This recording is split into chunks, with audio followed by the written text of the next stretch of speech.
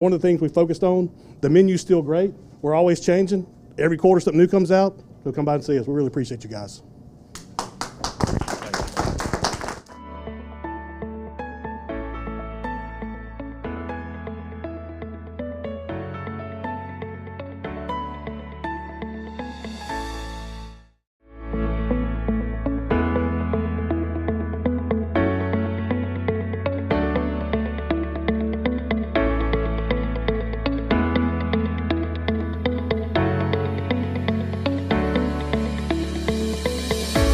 Well, good morning. It's a pleasure for me to welcome each of you here today to Mississippi Paving.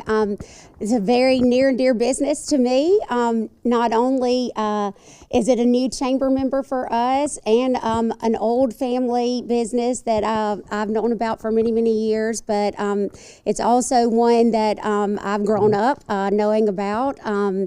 I think the person that keeps them straight has also kept me straight for many, many years. So my mother has worked with them for many, many years, and so I'm honored to be here today. So we will hear a lot more about this business in just a few minutes, but at this time we want to ask that Reverend Bruce Guyton will lead us in a word of prayer.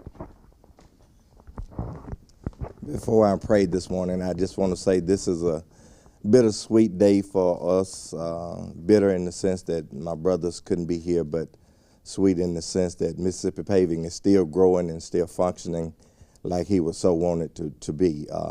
Book of Deuteronomy say, God give us power to get wealth, and I'm sure Harold had that power and Nicky Travis had that power.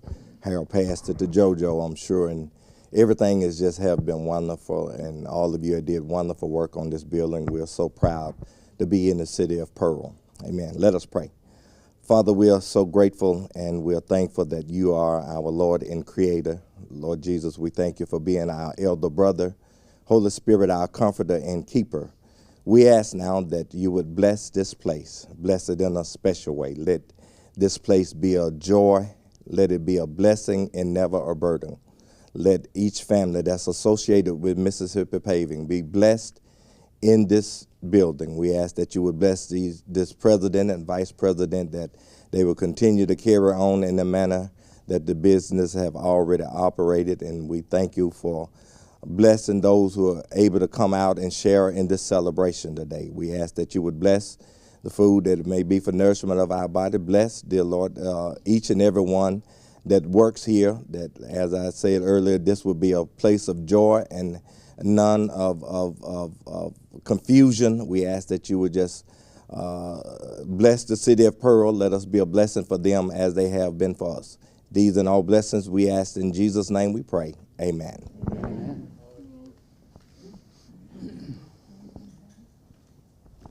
I believe we have a couple of elected officials here today. We have got Greg Flynn, Director of PR. And then, of course, we have Kathy Deere with our chamber, and we have Mandy Arender with our Rankin chamber. I'm going to pass it to you for some remarks. Sure.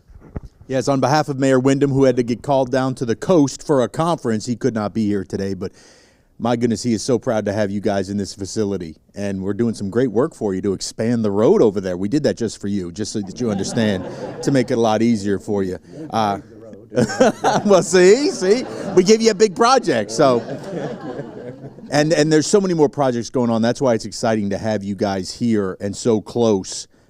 Just being able to be a part of the growth, not only of the city of Pearl and of Rankin County. You guys don't even have to leave the county to stay successful, right? But we understand you have to help out some other cities. But it is so exciting to have you here, and he can't wait to come by and visit with you all as soon as he returns. So thank you. Thank you. I believe now that Miss Nikki Travis is going to provide us with an introduction. How are you? That'd be me. I'm sorry. I'm so sorry. I haven't had the pleasure of meeting you. Thank you all for coming. I am blessed to have become a member of the Guyton family, I think. And I'll tell you a quick story. I guess it was in 1992, I met Harold Guyton. And he and I hit it off. At least I thought we hit it off. And we discussed starting this company. And Harold, I remember he was sitting at my kitchen table and he said, he was going to go home and pray about it. Well, day went by and another day went by, and then I began to wonder what God said to him. But to jump from that, I think it was a God thing that brought Harold and I together. Can any of you imagine being partners with somebody for 30 years and you never had a disagreement, you never had a cross word in 30 years? That was a relationship that Harold Guyton and I had. And believe it or not, this man right here is Harold Guyton Jr. He has got all the assets and attributes his father had. Yes, he does. And this company is going to be able to continue down the road as it has for 30 years. This gentleman to the right of me, if you're ever up around Mathiston, Mississippi, or Mabin, or in that area, go to his church on Sunday and listen to him preach. You can probably tell from the prayer and his opening remarks, he is fantastic. And I have this morning asked him if it turns out this way that he preached my funeral. Yes. Anyway, we are happy to be here. We're happy to be part of this community, and we appreciate the support of everybody that has come today. And having said that, I'll give the microphone back to people that need it. Thank you, Mr. Travis. Wow, that's inspirational. That makes my day even better. I just want to say that I am so grateful that you guys chose Rankin County, and we are here to support you and to guide and direct you. That is our mission. Our mission are our small businesses, our large businesses, and all of our friends and family. So it's with great honor that I present you with this plaque. So we hope that you will display this so everyone knows that you are a proud member of the Rankin Chamber, and I think that Ms. On behalf of the Pearl Chamber, we would just like to say welcome to the City of Pearl. We're so proud that y'all chose our community and that you're here. And we echo what Lori said. We're here to help you. We're here to support you, and we're just so proud that you chose to be a part of Pearl. So on behalf of the Pearl Chamber, we would like to present to you a clock and a business card holder, and we're going to place our business cards in here. You know, we work together as a community. We want to support you. We want to, so if there's ever anything you need, just call on us, okay? Thank you. And welcome. Thank you.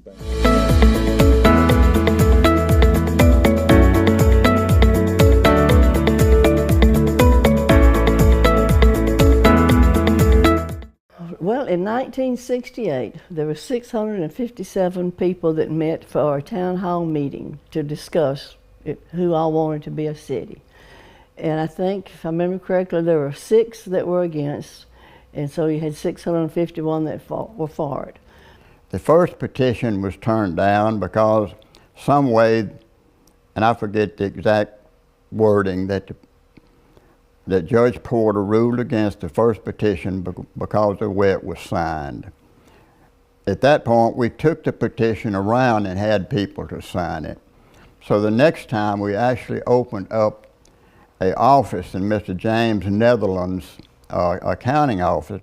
People came in and signed the petition. Instead of me wanting somebody to steal them and do away with them, I carried them. I was music director at a church over there on the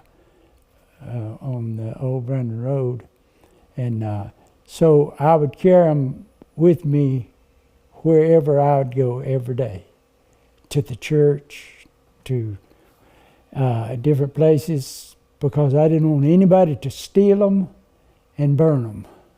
So it was turned down twice in the lower court. Kind of remarkable to me when you think back.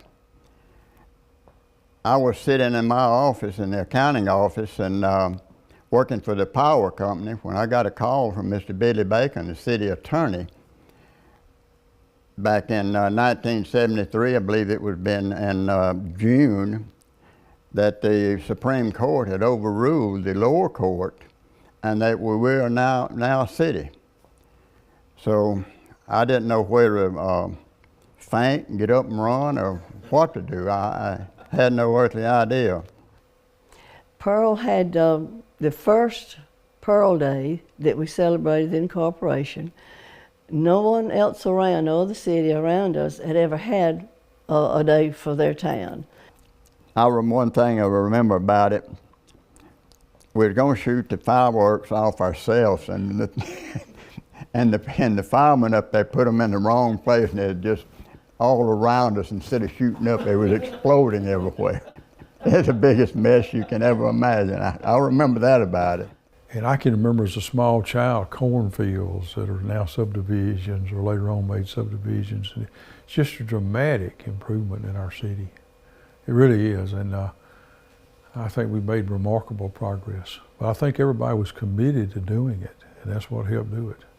I started at Pearl PD in 1974 and spent 23 years, well 19 years actually, with the Pearl Police Department. Made it all the way up to operations captain. We was at the trailers up the road up here, and we didn't have very many patrol cars, but we came in on the midnight shift one afternoon, and we had 2 patrol cars. One of them was broke down, so 3 of us had to ride in one patrol car. And as we got the calls for service, we would just drive it around and drop one out and leave and go to the next one, come back when we could and pick up the guy that we had dropped out. So it's come a very long way from that. From a city perspective, 50 years is a fairly young city. But man, the things we've done in that 50 years have been something. The school district is the city of Pearl. You know, so goes the schools, so go your city, because people move in for your schools. And that's like just today, you and I discussed a while ago about Pearl being #1 in the state of Mississippi for sports. And who would ever thought that one day our high school could be known for #1 in all sports. Good evening, football fans, and welcome to Pirate Country. I still get emotional because we were married 68 years. And in that 68 years, we were so proud of everything of Pearl. And we really worked hard, you know, to help accomplish some of the things that have been done. And Ray being in the legislature really came in handy. Trustmark Park. When I drive by and see that, first off, I think it's unbelievable that it ever happened.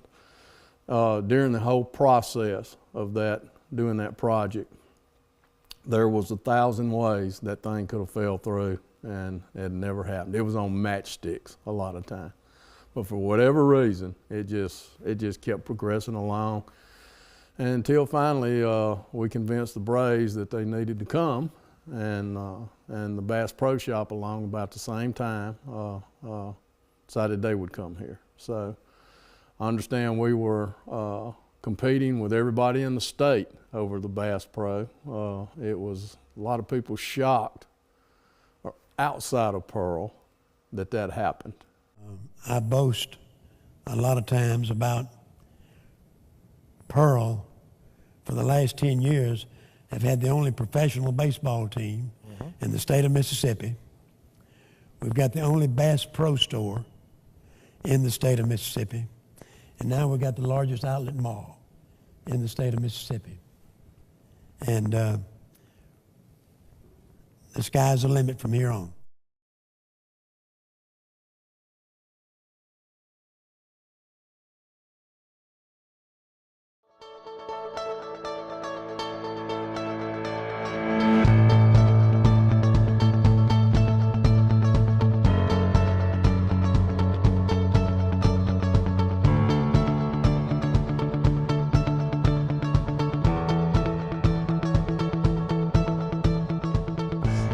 Welcome everybody to the grand opening ribbon cutting of Pediatric Haven. It's such a blessing that you guys chose Pearl. We would like to thank you for joining us in the Pearl Chamber. We are a big community that likes to stick together, and we're going to present this to you. You can display it for your people that come in, but I just am so thankful that you guys chose to be here with us. I also would like to present you guys with this book. It has a bunch of business cards, and when I speak about community, that is our community right there. If you ever need anything, anybody, we are always there. Everybody in here in Pearl will be willing to help you guys with anything that you may need. And again, I, as a former teacher, this is a true blessing that you guys are here and that you're helping the children come up to the schools and helping them get prepared for what they need in life. We are located on 110 South Pearson Road in Pearl, Mississippi. Our hours are from 7 to 5:30, Monday through Friday. We are a child care center that is in inclusion. We service kids with disabilities and also the typical learning children. We service kids from ages 1 to 5.5. They can come and stay all day for their services, so they'll get their education component. They can come and get their physical therapy, speech therapy, occupational therapy, and the ABA therapy all in one place, so they won't have to go out to other places to have those services done. So their parent won't have to go all over town when they could just come here and it's a one-stop shop. So we do have a Facebook page that if parents want to reach out to us, they can contact us through our Facebook page, or they can call the facility just to reach out to us and just let us know what's going on with the child. When they send the information back to us, then we let them know when their child can start.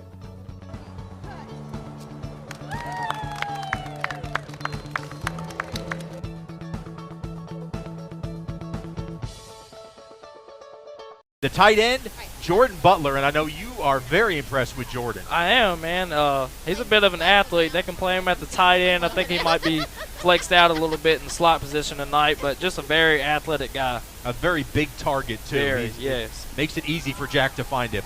All right, in the backfield, you'll see Antoine Shoto get the start tonight. You love Antoine. Yeah, I do, man. That's Jaquavian Shoto's little brother, so I used to give him some fits whenever I was here, man.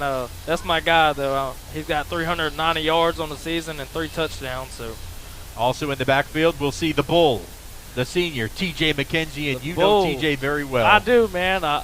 Actually, funny story, my 8th grade year, his dad, Terrence McKenzie, was my defensive line coach because I played DN my 8th grade year. So, yeah, I'm very familiar with T.J., and he's come along very well. We will see Ben Alexander, number 36. So it'll be a trio of running backs tonight that will go up against the Cougars.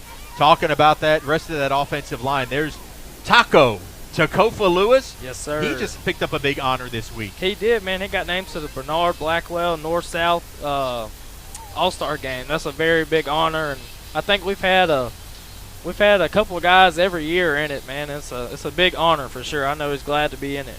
The rest of that offensive line, Bryce Cole, Lane King, and Reed Taylor, who has really stepped up as a sophomore. Man. That's a big position to play, especially playing a tackle position as a sophomore. So very impressed with that.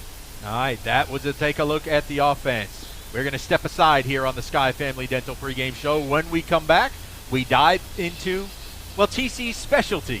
That's right, baby. It is the defense. So stay with us. We'll be right back. Welcome to Sky Family Dental, where our mission is to provide the finest care available. Here at Sky Family Dental, we strive to help patients live healthier lives. We provide a caring, nurturing environment where your comfort and health is of primary importance. Our staff is dedicated to providing you with a pleasant visit and results that you're proud to show off. We provide all services, including dental exams, child dentistry, dental fillings or implants, tooth extractions, and more. See us at Sky Family Dental, and a bright, healthy smile can be yours. So you've injured your shoulder or your knee? And of course, you want the best care and the best doctor available. The doctor on the left treats shoulders and knees and ankles and hands, while the Mississippi sports medicine doctor on the right specializes in one body area and one area only, treating thousands of patients a year. Trust your medical care to one of our true specialists. Mississippi Sports Medicine. We specialize for you. When accidents happen, our 30 minutes or less ER service pledge can mean less waiting and faster care. The 30 minutes or less ER service pledge at Merit Health.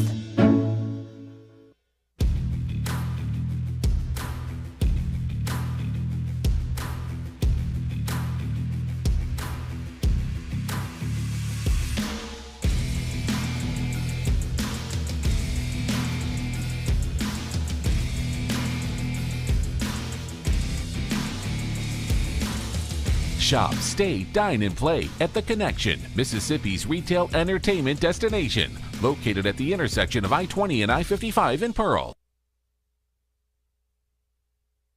All right, welcome back into Ray Rogers Stadium. We're counting you down to kickoff. We're about 12 minutes away now, and we want to focus now on TC's favorite. It is the defense. That's right. And our spotlight player tonight is going to be number 10, Trey Shutdown Schaefer. That's right. Yeah, man, Trey, he actually took over my number, man, number 10. I didn't give him permission, but I guess he just took it upon himself, but I'm happy for him. He's got 42 tackles, 39 solo, 11 tackles for loss, 2 sacks, a blocked field goal, and a fumble recovery, man. He's been on a roll this year. Now, Trey had number 10 because he played linebacker, but he got much bigger over the summer, so they moved him down to defensive end, which he's been very effective there. He has. He's definitely put on some size and ate his way into that D-line, I'd say. Well, 6'1", 235, and I think that's a media guide 235. Yeah, I think yeah. He's a little heavier.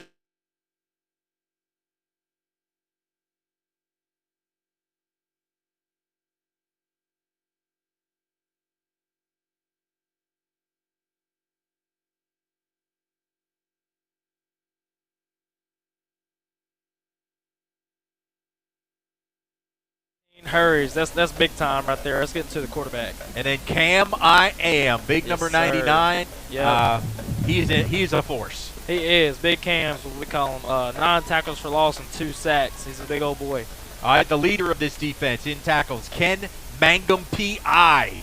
Ken reminds me a lot of myself, man. All the trash talk on the field and whatnot, but when it's time to play, it's time to play. 53 tackles, 20 tackles for loss. That's a big number right there, and 2 sacks. The rest of the linebackers who you absolutely adore. Caleb Arterberry, he's got 50 tackles, 9 tackles for loss, an interception and a fumble recovery. Kavion Freeman is back. He's played 2 games. This will be his 3rd game back this season. And also Damon Draper will be in at linebacker. Our defensive backs, which is where I think the key is going to be tonight, Tristan, is Antonio McFarland, Omarius Johnson, Jaden Thompson, and you will see a lot of Evan Williams. And, you know, it's still one of those things. Even when you're playing days, you were linebacker, had a good defensive line, you still held your breath a little bit when teams throw on us. Yeah. We struggled with that over the past couple of years, man, but I think the DB coach they got now is doing a good job with them, and hopefully they'll hold it down tonight because they definitely got a passing threat out there tonight with that 6'3" freshman of theirs. Yeah, we want to keep it very low scoring as we possibly can tonight. Trying to see the band looks like they're just about getting ready for God Bless America, so we'll keep it right here for a minute. Our special teams, never like to forget the special teams.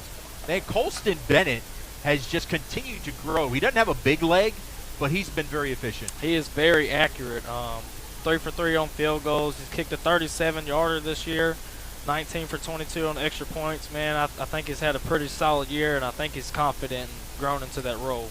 Our punter, still don't know yet. Jackson Brewer, he's a senior, came over to us from the soccer team. He's now playing football as a punter. He's got a very strong leg, and they're just still trying to ease him in there. Yeah, it's hard coming over. You know, you've never played the game, and then coming over your first year. But, man, he's got a big frame. If he could just get a hold of those mechanics, he would kill the ball.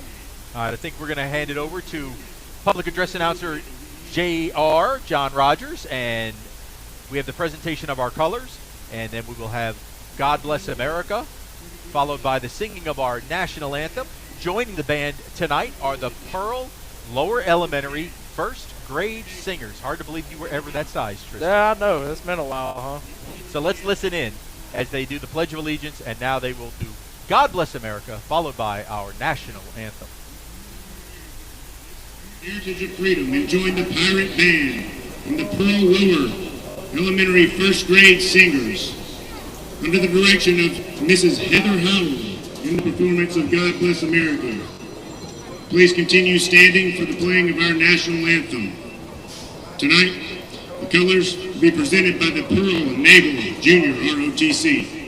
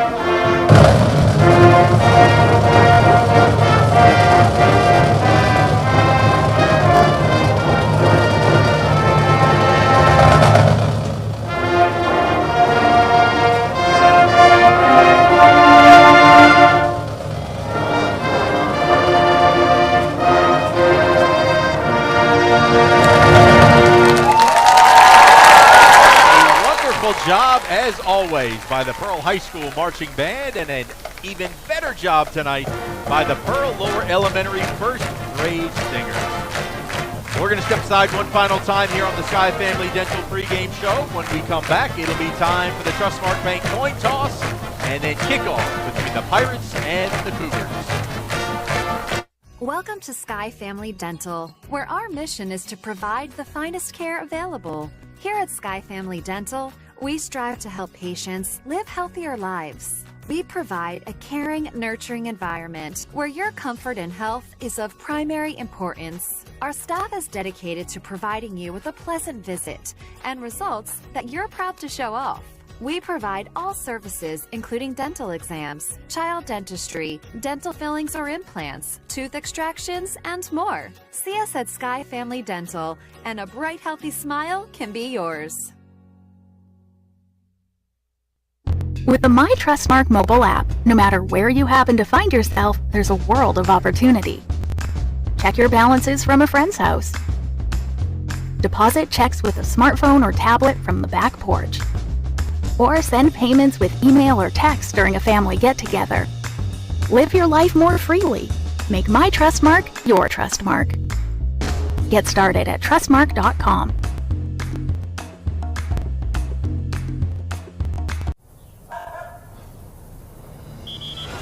Let's give him a Renaissance replay.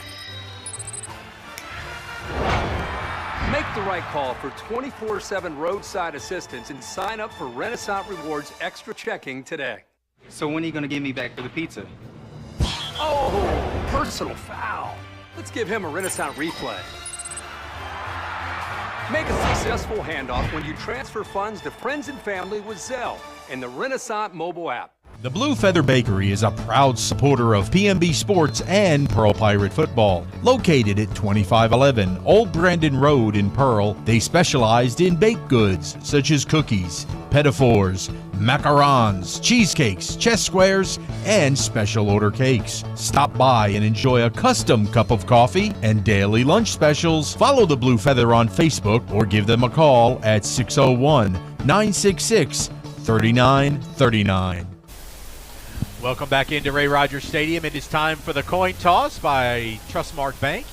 Tristan, who are our captains we have out there tonight? It looks like it's going to be Talon Jackson, Trey Schaefer, TJ McKenzie, and Kim Mangum.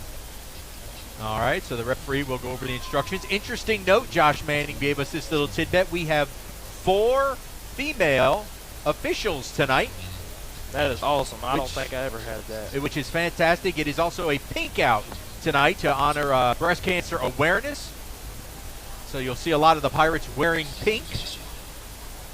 Cheerleaders having the pink pom-poms. So it's a very special night. Little sprinkles starting to fall here. It's been kind of spitting rain off and on. We don't expect any heavy rain to affect the game during the course of it. All right, so we've had the coin toss, and Pearl has won the toss and has elected to defer. That means we're sending the defense out first. Tristan, yeah. You like that? Yes, sir. I love it, man. Set the tone early. The captains will shake hands, and they'll head on back and get ready to make their appearance out of Bucky. You wanted to give a few shout-outs out there, Tristan. Yeah, man. This place is pretty electrical right now. All the people piling in, but we also got some people on the live tonight. I know we got my Pearl Fire Department out here and on the live stream from the station. We got some people in Starkville that couldn't make it tonight. Shout out to them as well. Another Pirate alum in Starkville, right? Yes, sir. Cody Arms is out there watching tonight. He couldn't make it, so got some other people in Starkville as well that's watching.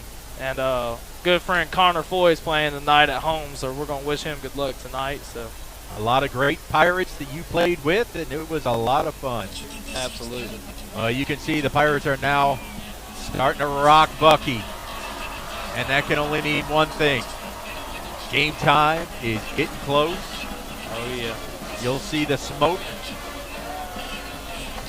as we get ready for a rivalry of Rankin County tonight. And here come your Pirates. Folks, hang tight. Kickoff between the Cougars and the Pirates is now.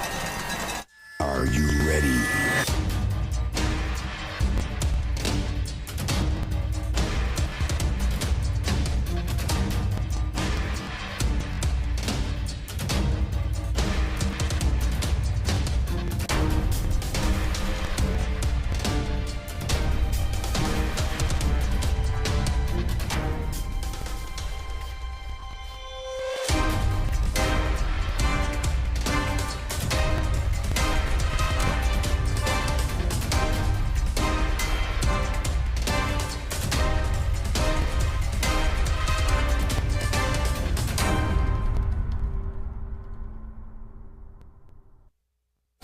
Trip Weekly. Good evening, Pirate fans, and welcome into Ray Rogers Stadium, where tonight Pearl opens up region play against the Northwest Rankin Cougars. Glad you could be with us. I'm Greg Flynn, joined by Tristan Carpenter, 22 graduate of Pearl and a great linebacker in his own right. Tristan, it just means a little bit more when we get to region play. It does, man. The intensity definitely kicks up a little bit. That rain's kicking up a little bit, too. The rain's starting to fall. It's a very light rain right now. Not expecting anything too heavy during the game, but just enough to be annoying. Oh, yeah. The Pirates have won the toss. They've elected to defer. And we'll send the defense out first. Colston Bennett has our Shane Fletcher Farm Bureau insurance kick teed up, and it is away. And it is going to be a short one, taken in at the 22. Going across the far side is Mangum Henderson. And he's going to get nowhere. 30-yard line is where the Cougars will set up. And Tristan, they are a very balanced team. Their quarterback, number 18, Wesley White. Their running back, number 2, Dylan Lewis. And their receiving core is led by a freshman, number 16, Deshaun Dillon. He is. That's a big target at the top up there on the 30. So White out of the shotgun. He's got Lewis off to his right side. He'll hand the ball off, going up the middle, finds some space, gets to the linebacker level, crossing the 35 to the 37. We'll have to close those gaps a little bit quicker. The Cougars like to go as fast on offense as we do. So they're already back up to the line on 2nd down and 3. Looks like a bad exchange, but it's going to be enough, I think, for Lewis to pick up the first down. That's some good effort by Jaden Thompson right there, hustling to the sideline to make a play right there. Boy, Big Cam had a chance to bring him down in the backfield, could not hang on. And I guess it's going to remain to be seen whether the wetness of this rain coming down makes things a little more slick. Absolutely. So 1st down and 10 now from their own 40-yard line. White's going to hand it off to Lewis. Lewis dancing in the backfield. He is very versatile, but we stack him up and drive him back. In on the bottom there is our difference maker, Trey Shutdown Schaefer. The number 10 looks good on him, boy. He's wearing it well. Get some help coming in there by Evan Williams. So it'll be a gain of 1, 2nd down and 9. White's going to check at the sideline for his play. Cougars 3 wide, all to the top of your screen. Looking for that quick slant, wasn't there. Pulls it down, still not there. Now he'll throw over the middle and just overthrown. Great job by the secondary. And they called a break on that one. Dylan is 6'3", and this one was even too tall for him. Very, very fortunate. Great job, though, initially taking away the quick slants. So it's going to bring up a Pearl pool, 3rd down and 9. 3rd and long here. We need to get back, pin them ears back and get to the quarterback best we can right here.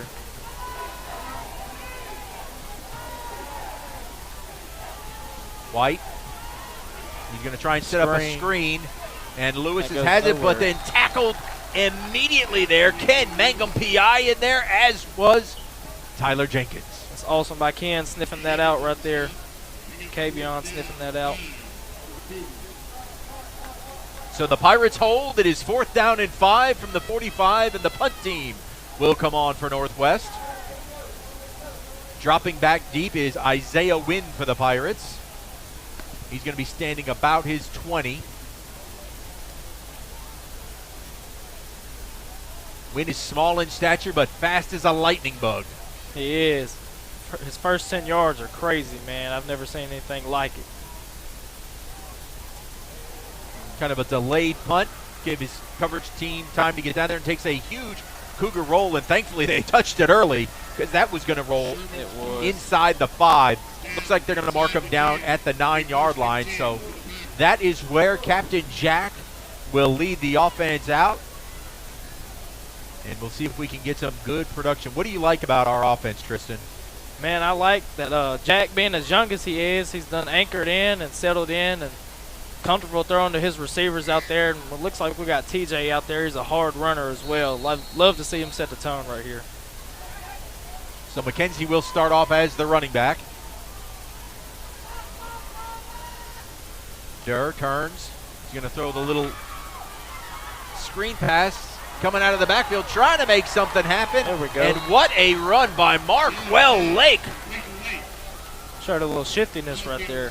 Markwell pushes it out past the 15 to the 16, so a good pickup on first down, and it didn't look like we were going to get hardly anything on that. That was all Markwell. He definitely turned something into nothing right there. 2nd down and 3. Hand the ball off this time. Up the middle. Fighting hard over the 20-yard line. There we go. That is the bull, T.J. McKenzie. That's going to be a Renaissance Bank first down. Good hard run right there, TJ. He's lost a lot of weight. He battled some illness earlier this season, trying to put some of that weight back on, but he's still hitting hard. He is. All right, Jack fakes the handoff this time. Now he'll just throw it away. Better way to get rid of it right there, Jack. And that's one of the things, Tristan, I think he's learned, that it's okay to throw it away. It is. Sometimes when you try to do too much, that's whenever bad plays happen. Good to see him maturing and getting rid of that ball. You live to play another day. It is now 2nd down and 10. Because Jack in the past would have tried to scramble around and try to make something happen. Great show of maturity there. So on 2nd down and 10. Oh, we dropped the handoff, but luckily we fall right back on it. TJ quick there. Let's see on the Roger Stabbs replay. Yeah, it just popped straight up out of Jack's hands, didn't it? It did. I think it just got away from him right there. Maybe a little slick, but rain continues to fall. On this Pearl Pool 3rd down and 13, loss of 3.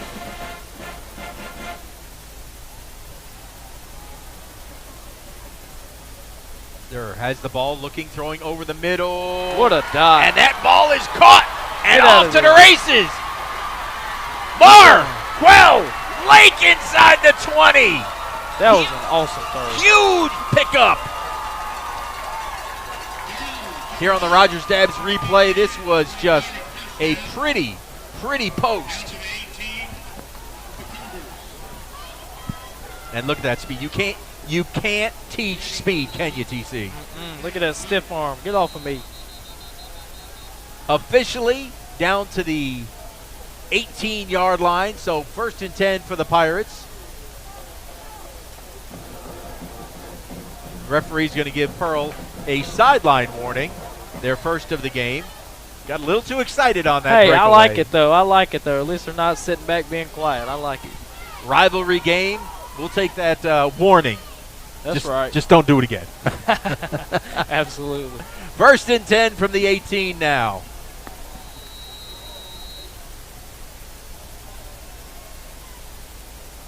First time the Pirates in the red zone on their very first possession. We're going to get a whistle.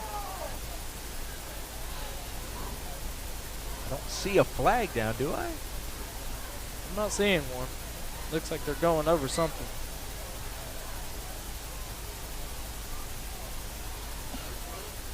Trying to get an eye. We don't have the professor down on the sidelines this week. He is actually coaching a volleyball game tonight. So whatever it is, they've got it worked out. 1st and 10 for the Pirates. Jack's going to hand that ball off. TJ working his way. He's inside the 15. They'll mark him down at the 13. Nice little first down run right there inside the red zone. And TJ, for as big as he is very shifty. He is. He's got a little bit of finesse to him for sure. As thick as he is. It's not just brute strength. All 3 of these Pirate running backs all bring a different thing to the table. TJ, very versatile. Now Jack looking over. 7:14 to play here in the opening quarter. This is the opening drive for the Pirates.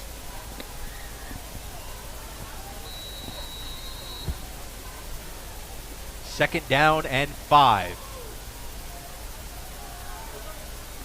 Jack fakes the handoff, going to throw the fade to the corner. Oh, what a one-handed catch. grab, and oh my goodness gracious, Kinji went air and made a one-handed catch. I want to see this replay. It looked like he got that 1 foot down. Let's take a close look on the Rogers Dabs replay.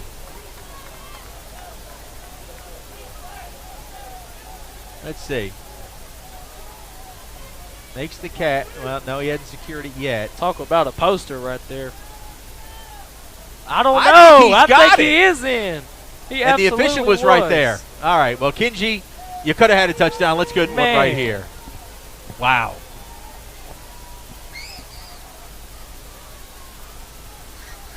Third down and 5. Pirates looking to pick up a first down or a touchdown. Jack fakes it. He's going to pull it. He's going to run to the 2, to the 1. Captain Jack, touchdown. The compass always points north, and he finds the end zone.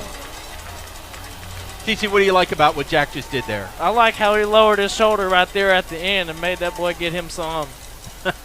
He loves contact, doesn't he? He does. He doesn't shy away from it at all. He does not. He's got a nose for the end zone. So on the Raising Cane's touchdown by Jack, Colston Bennett on for the extra point. High snap, good hold. It is up, and it is good. And with 6:45 to play in the opening quarter, the Pirates strike first blood, 7-0. When something works this well, Paying bills? This site is so comprehensive. I do all my banking online. More time for coffee? you want to get others excited about it too. Yes, honey. They're very conscientious, and they're about helping us map out a plan for our future. It's nice to know we make a difference. So easy. They had lots of creative ways to help me afford the loan for the cutest car I've wanted And for that a so great long. bank is a really important thing to have. Comprehensive, conscientious, creative, community bank like no other bank you know. Welcome back into Ray Rogers Stadium. Greg Flynn and Tristan Carpenter here with you. Pirates on the scoreboard first, 7-0. TC, how important was that to get those points? Oh, man, there's not a better feeling in the world than getting a big first stop and then driving down and setting the tone and punching that in the end zone. They got a lot of confidence going right now. A little light rain continues to fall here in Pearl. Didn't look like we had too much trouble with the rain coming down. We'll see how that football holds up during the course of the game. Right. Colston Bennett has the Shane Fletcher Farm Bureau Insurance kick teed up. Again, it'll be a little short one.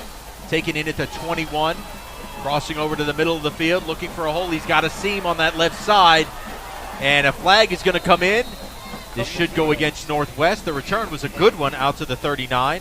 But let's check the flag. Typically in the area of a block in the back, perhaps, or a hold. Well, there it is right there. They're holding Tyler Jenkins. Absolutely.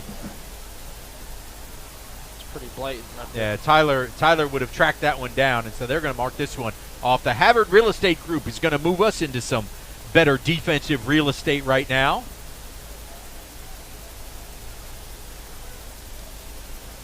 That is the hold against the Cougars, so they'll back it up 10 yards from the spot of the foul. And this will move it all the way back to the 25-yard line. Tristan, really good job by our defense on their first stand. Absolutely. Let's see if they can follow that up right here with another one.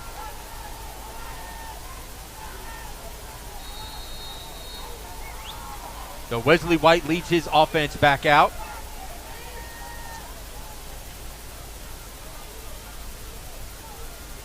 Here's the handoff to Lewis. He tries to go up the middle. Pirates collapse on it quickly. In on the tackle there, Trey Schaefer. Well, Trey just flies to the football from that defensive end position.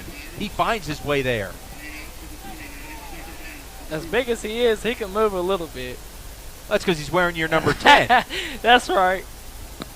You were pretty quick at the linebacker spot yourself. Oh, man, I appreciate that. All right, White, quick slant. That ball's going to be incomplete.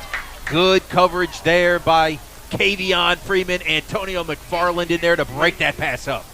Absolutely. That's lockdown right there. That was a tight window. He tried to fit that in. Well, he was looking for his big 6'3" freshman receiver, Deshaun Dillon. Ball falls incomplete, and a Pearl Pool 3rd down and 6. Big 3rd down right here.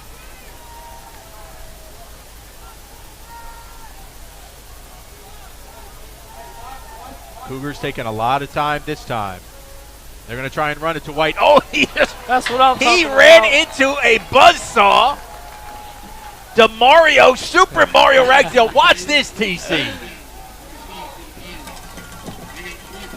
That's just a straight bull right there. I mean, he ran into a wall. And there to clean it up was Shutdown Schaefer. That's right. All over the field, Trey is. What a job by Mario. Mr. Ragsdale. All right, so the punting unit on for the Cougars. Isaiah Wynn standing at his own 35. Oh, nearly blocked. That one. That one was definitely affected. That is a Shankopotamus that is going to roll back. That's and what I'm talking about. TC, that's a 2-yard punt. Ooh.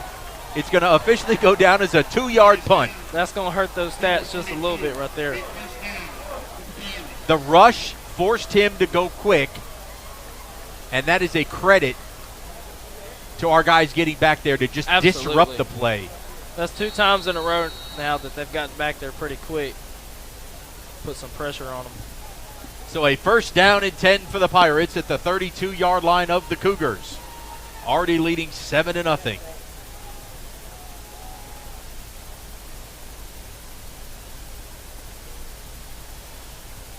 McKenzie returns to the backfield. Jack's going to fake the handoff, looking. He's going to scramble out and just gets tripped up. That's one of those moments where he's got to get rid of it right there. That was a good tackle by Braylon Brown to just get the ankle of Durr. And that's, like you said, I think Jack just wanted to try and thinking he can escape. Sometimes the defender has the angle, though. It's the kind of angles you used to take. Oh, yeah. Definitely if you're not as fast of them, those angles come in handy. All right, big loss of 11. It's 2nd down now and 21. Hand the ball off inside the 40. Goes Ben Alexander. Big Ben is a very elusive back. He works very well side to side. Takofa getting a little nasty right there. I like it. Big number 51, Takofa Lewis, just named to the Bernard Blackwell Mississippi North-South All-Star game coming up at the end of the season. So 3rd down and 15 now. Jack will hand it off again, and this time the Cougars were ready for it. He got upended on that one, man. So that's going to bring up a 4th down. You're kind of in no man's land. You have, TC, you have no choice but to have to punt this away, right? Yeah, it's a little bit more unmanageable right here, and I don't think many high school kickers can make this kick, so I think we'll pin them inside their own 10 right here, hopefully. So Kenji McNair, the multi-talented Pirate, will go out there to punt it away.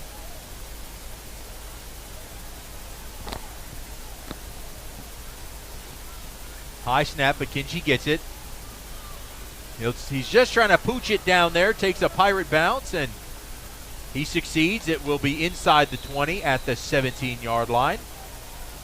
So an effective punt by Kenji. Yeah, definitely good to have him inside the 20 right here. Make him have to work for it. On the Rogers Dabbs replay, it was just too far to go for it on 4th and 13.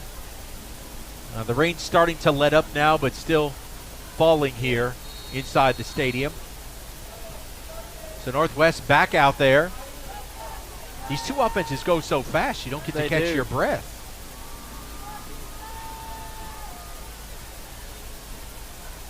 But they're getting the line and then seeing what the Pirate defense is lined up in. This time White's going to hand it off. Lewis coming up. He's going to be tackled by a host of Pirates there right at the 20-yard line. Kavion Freeman coming out from the bottom of the file, the Reaper. Good job by Kavion. Also in on that tackle. Give some credit to Arterberry. Caleb Arterberry, number 12. 2nd down and 7 for the Cougars. Very fast-moving first quarter, down to 2:20 and counting.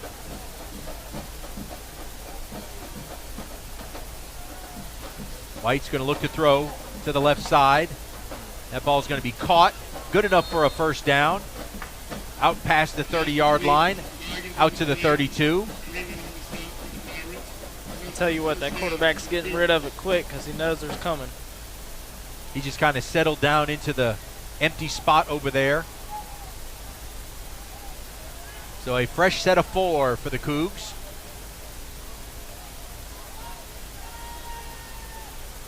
White's going to give it to Lewis again. And absolutely nothing. That's going that nowhere. Pirate front stacks him up. That was a wall he ran into right there. That whole left side, and Kavion coming in from the far side. Jenkins coming in from the far side. I like it, Tyler. Arterberry coming in. That is it's the best front 7, I think, in high school football, to be honest. I think so 2nd down and 9. White fakes the handoff. He's going to throw the little bubble screen out here. Got room right there. Nice diving stop to limit the gain by Antonio McFarland, but it is going to be enough for another first down. How do you defense that, TC?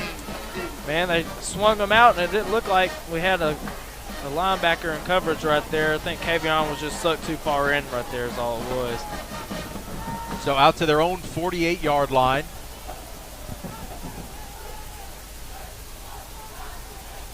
White's going to throw again, another quick one. Oh, but we were ready for it that time, as over there was cheers to Evan Williams. You asked how to defend that play. Well, there you go. That cornerback just got off the block and made a big play right there. Somehow held on to the football, but it's the hardest hit for no gain you'll ever have, I think. Great job by Evan on that play. He saw that coming and left his man to go get the inside receiver. So 2nd down and 10.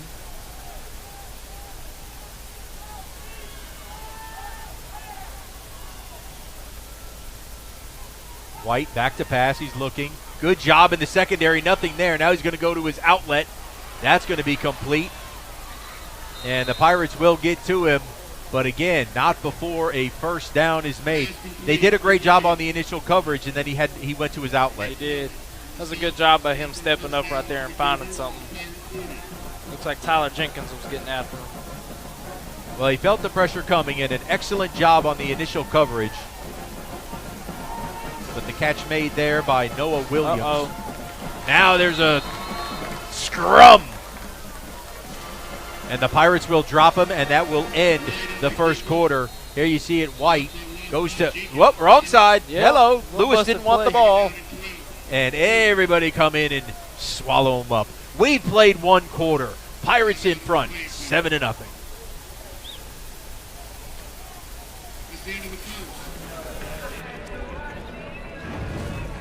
Dude. Fire. Grillmaster, huh? Burgers, better with Pepsi. It's 4th down, seconds on the clock. He hands it off, finds a hole in the middle. Clear, nothing but Brian, move! Incredible. A touchdown for the win. I can't believe it. Pizza, better with Pepsi.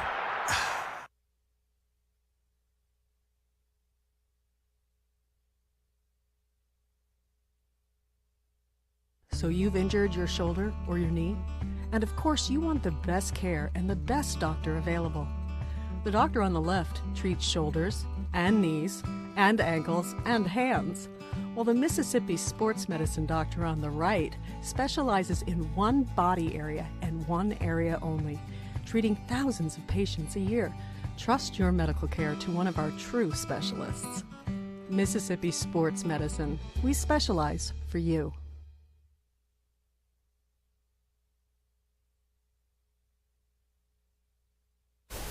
Back here, ready to start the second quarter. After that muff on the exchange. A loss of 3 yards is going to bring a 2nd down and 13 here for the Cougars. Very evenly played game to this point. Pirates, though, found pay dirt on a Jack Durr touchdown run to lead it 7-0 right now.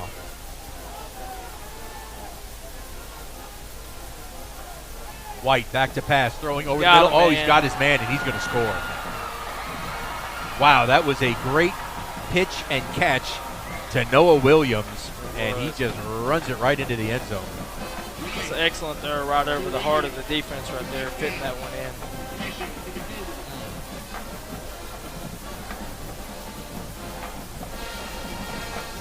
Jaden Thompson was back there on the coverage. Don't think he was expecting that football. I don't think so. He kind of took a bad angle right there, but bounced back. So the extra point pending now.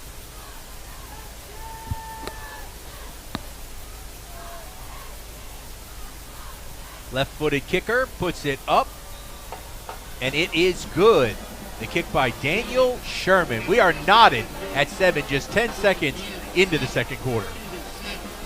At Bob Boyd Honda, we pride ourselves in getting our customers the best deals around. Usually that means when we're selling cars, but right now, Bob Boyd is in the market to buy. We're offering top dollar for pre-owned autos, trucks, and SUVs. Come by, talk to our dedicated team, and discover what a great time it is for Bob Boyd to buy back your used vehicle. Any make, any model. Whether you're selling or buying, at Bob Boyd Honda, you get a deal.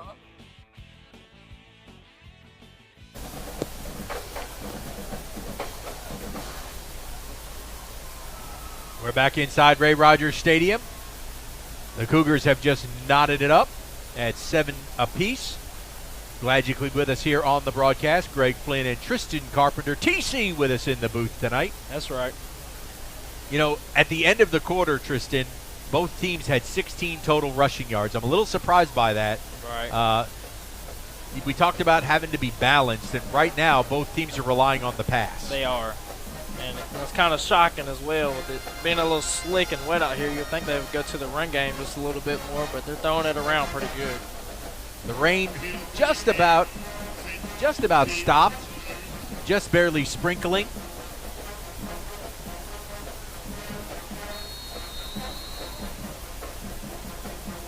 Sherman has the Shane Fletcher Farm Bureau Insurance kick in the air. This ball is going to carry back to the 2-yard line. Pick it up. Got a little trouble back there. And, boy, that's just some bad luck. I don't know if the football was slick, but the Pirates are now going to be pinned deep as Jalen Fields couldn't get a handle on it. That's hard when the ball's a little wet, isn't it? It is, man, but good job of him being able to control the ball, get it back under control, and try and get what he could. So the Pirates have a long way between themselves and the end zone right now. Officially at just inside the 5-yard line.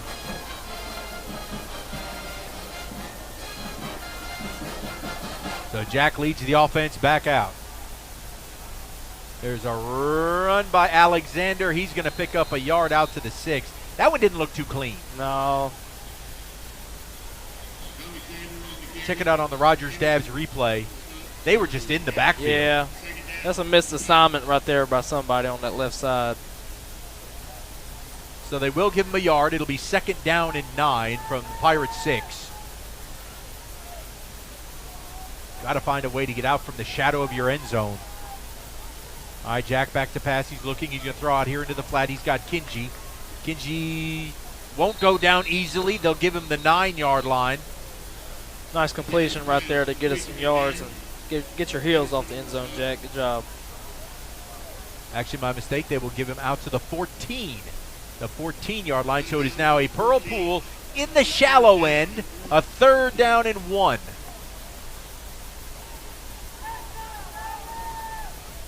See if we can't keep these chains moving.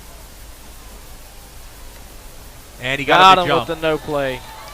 Jack with the hard count clap. What did you think about that when you were on defense, when you had a quarterback? Those no plays? Yeah. Man, really it's the D-line that gets in trouble with those. The linebackers can move around a little bit, so we had guys like Meatball that would try and get an early jump every now and then, and sometimes it would work out, sometimes it wouldn't. So Havard Real Estate Group gives us a Renaissance Bank first down and a fresh set of 4 for the Pirates. Hand the ball off, going up the middle. There goes TJ. Oh, or is that Shoto? I'm sorry. Yeah, that's Shoto. So Antoine Shoto, the third running back we've seen tonight, wiggles his way out to the 24-yard line. Actually, they'll give him the 25, so 2nd down and 4 now.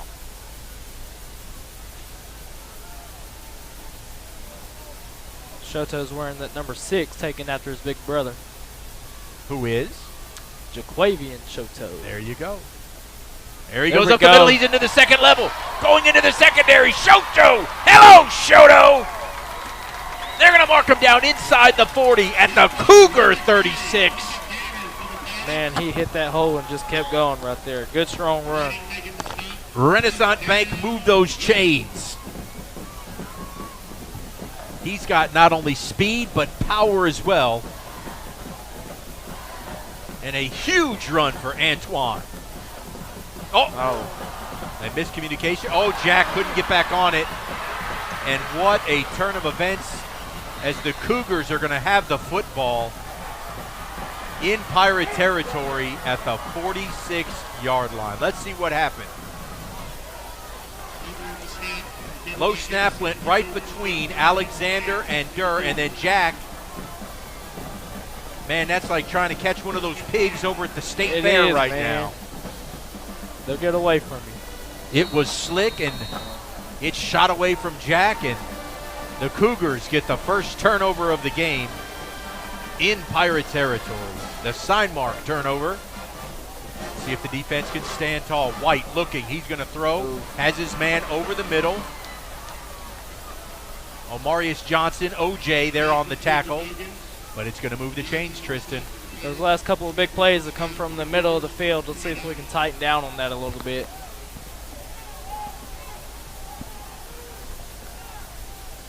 So first down from the Pirate 29 now. 4 wide receiver set.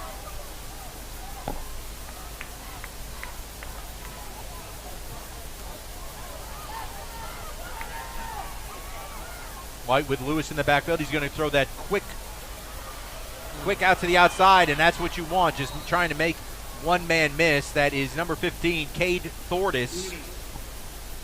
That's hard to defend too, is it not? It is, very. That's all they're doing right there. Just getting their playmakers in space and letting them see what they can do with the ball. You had 3 receivers basically against 2 defenders. So a pickup of 5, 2nd down and 5.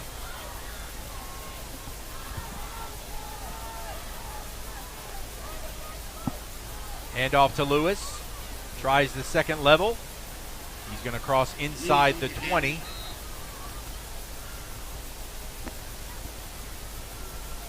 Had a big hole right up the middle, but then defense collapses.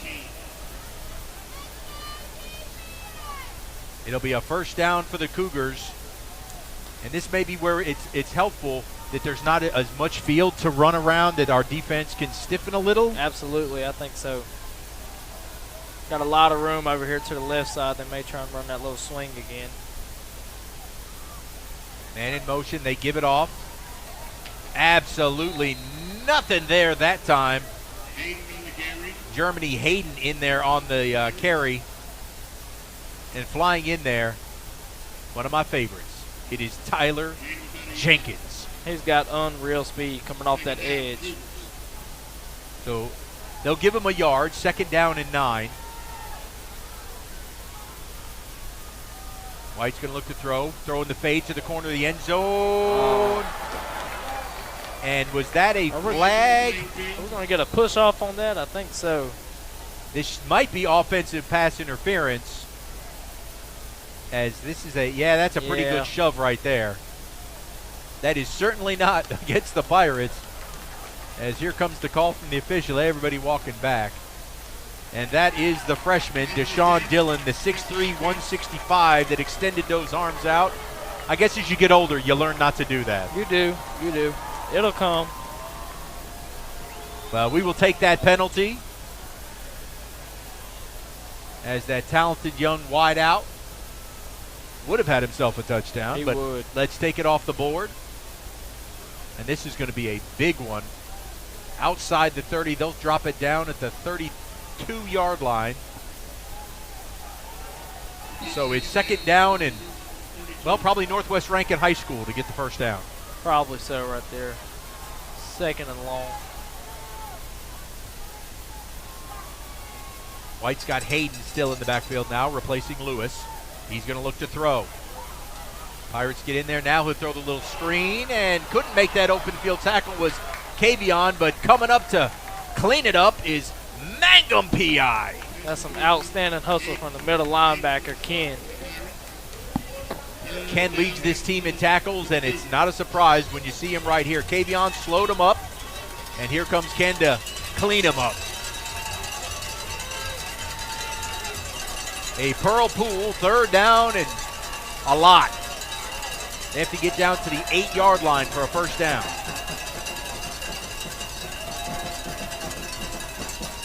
White's going to look to throw. Pressure, he unleashes it, and too far for everybody. Pirate pressure caused them, I think, to throw that early. I think so. Take a look at it, Tristan, on the Roger Stabbs replay.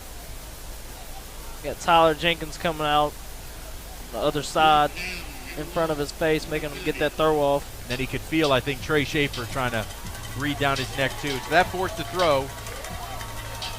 Again, it's no man's land. It's fourth down and 22 yards to play.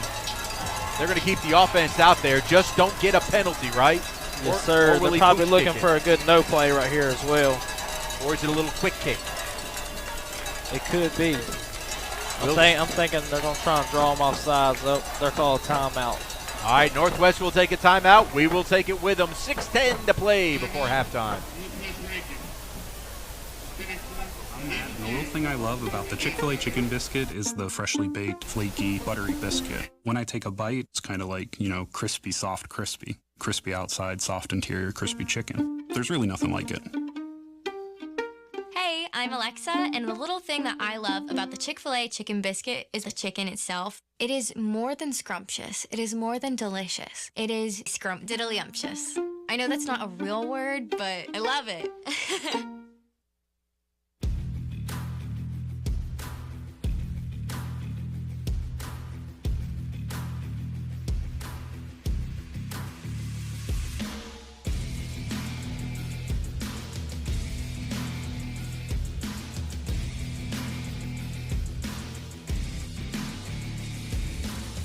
Shop, stay, dine, and play at The Connection, Mississippi's retail entertainment destination, located at the intersection of I-20 and I-55 in Pearl.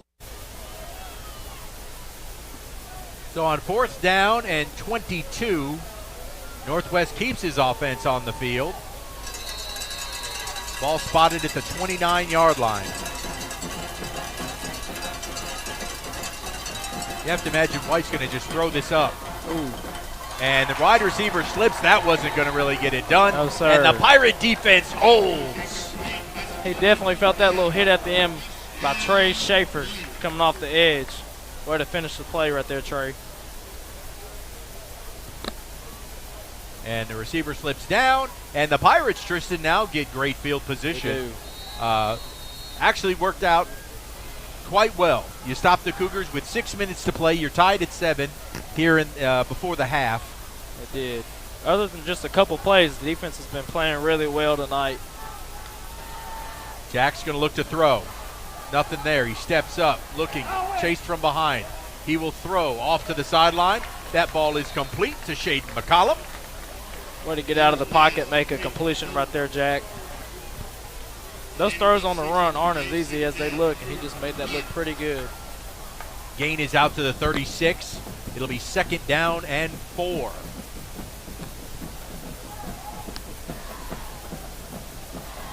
Offense has really had no trouble moving the football. except for shooting ourselves in the foot with the turnover the last time, but that was an unforced turnover for sure. I think they're going to give that. There we go. Good strong run by Ben right there. Just enough for Ben Alexander for Renaissance Bank to move the chains out to the 40-yard line. I think you really want to just put together a nice drive here going into half. You get the ball to start the second half. I think you're right. Good opportunity for the Pirates. And the ball off again. There we go. Another solid gain on first down for Ben. Alexander gets it out to the 44. So a pickup of 4 gives us second down and 6. Looks like they're trying to go to the ground game a little bit right here before the half. Make this a long drive.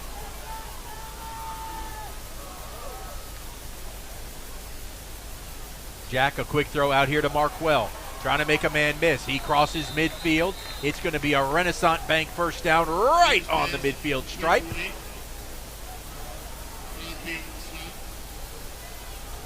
Officials haven't called to move the chains yet, but there they go.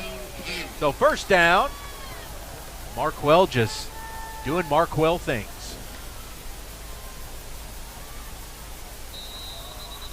We're going to get a false start, though. Havard Real Estate Group penalty is going to move us back 5 yards.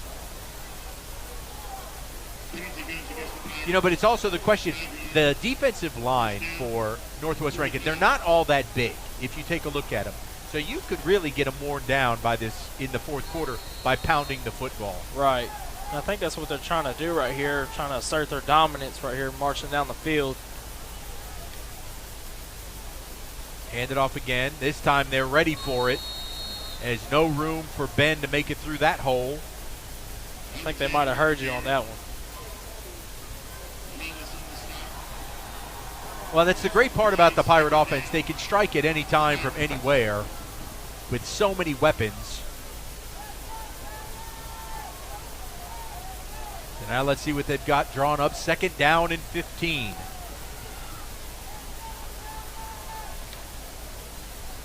Jack looking to throw out to his left. That ball's going to short hop McCollum. They brought the house on that one. He had defenders from all sides coming in his face right there. Good job of him to get it away, and just does short hop Shaden. So it'll be third down and 15.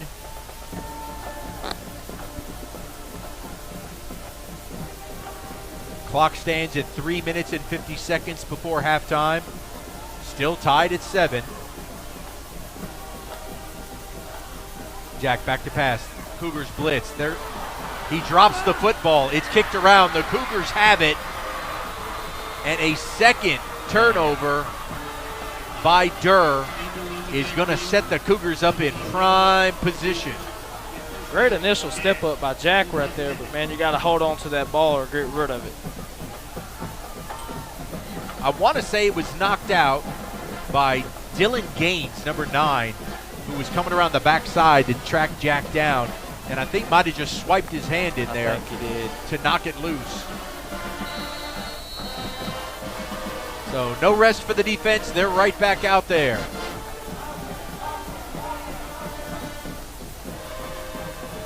They run a little wildcat with Lewis. That's going to net 2 yards. They're all on top of that one.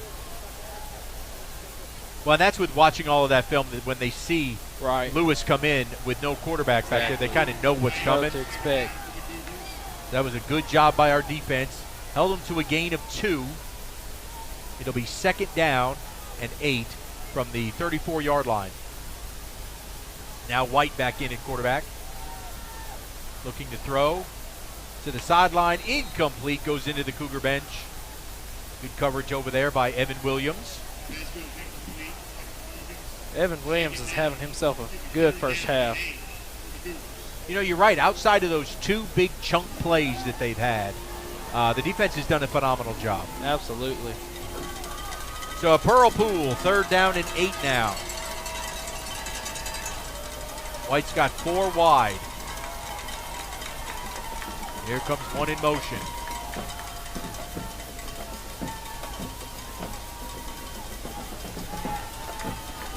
Coach Cooper wanted to see what the defense did on that motion play, and he doesn't like what he saw now, so he's going to call a timeout. We'll take a quick one with him. When accidents happen, our 30 minutes or less ER service pledge can mean less waiting and faster care. The 30 minutes or less ER service pledge at Merit Health. At Bob Boyd Honda, we pride ourselves in getting our customers the best deals around. Usually that means when we're selling cars, but right now, Bob Boyd is in the market to buy.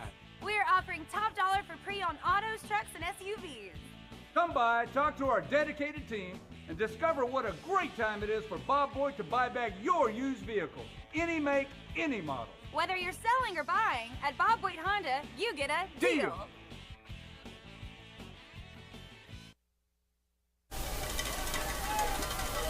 We're back here at Pirate Stadium, Ray Rogers Stadium, where the Cougars face a 3rd down and 8. Wesley White, the quarterback. He's back to pass, looking. Good coverage downfield. Now he throws. Oh, and he finds his man at the 15, just underneath the coverage. That is going to be Lee Cross that made that catch. Our D-line's got to get a little bit more pressure on him right there. He had too long to stand in there and deliver that ball.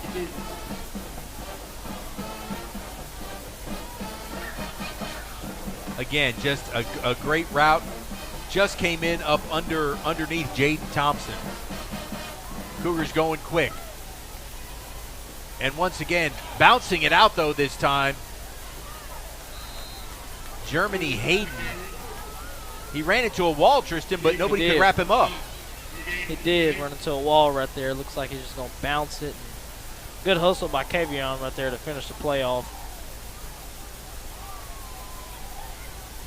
So a 2nd down and goal now for the Cougars. Pirate defense trying to stand tall with under 2:30 to play before halftime.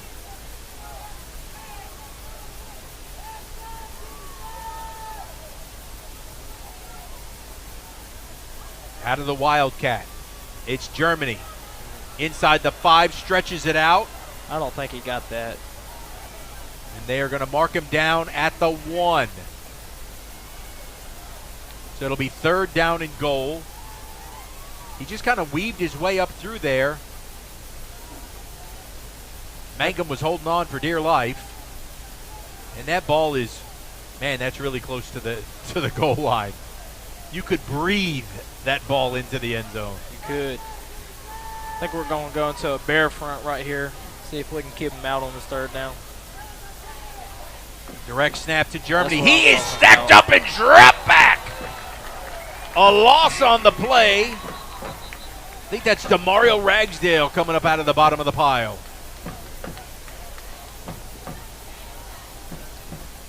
What a stick. Way to come off the ball right there and knock him back.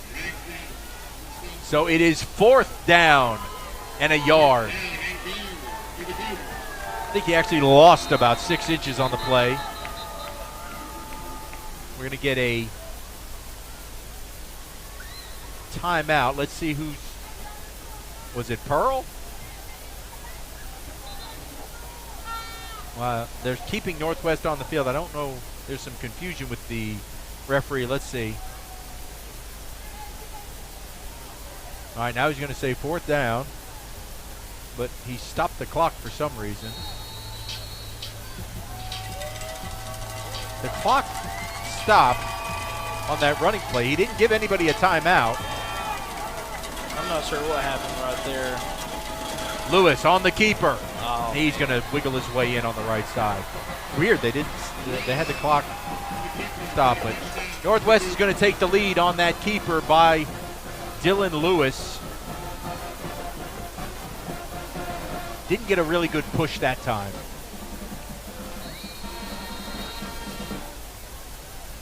He's just so shifty, man. That number 2 they got, just finding a hole and finding a way to get into the end zone right there. Good effort by him. That is Lewis's 8th touchdown of the season. Coming in is Daniel Sherman for the extra point. Left-footed kicker. It is up, and it is good. And with 57 seconds left before halftime, look out, Northwest has the lead 14-7.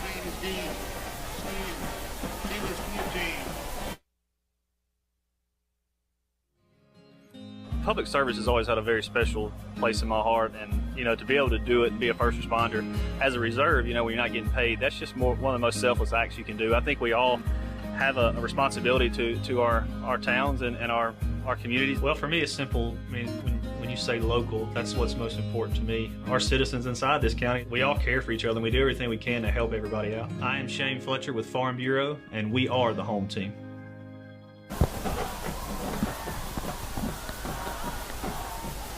All right, 57 ticks before we take a break here at the half.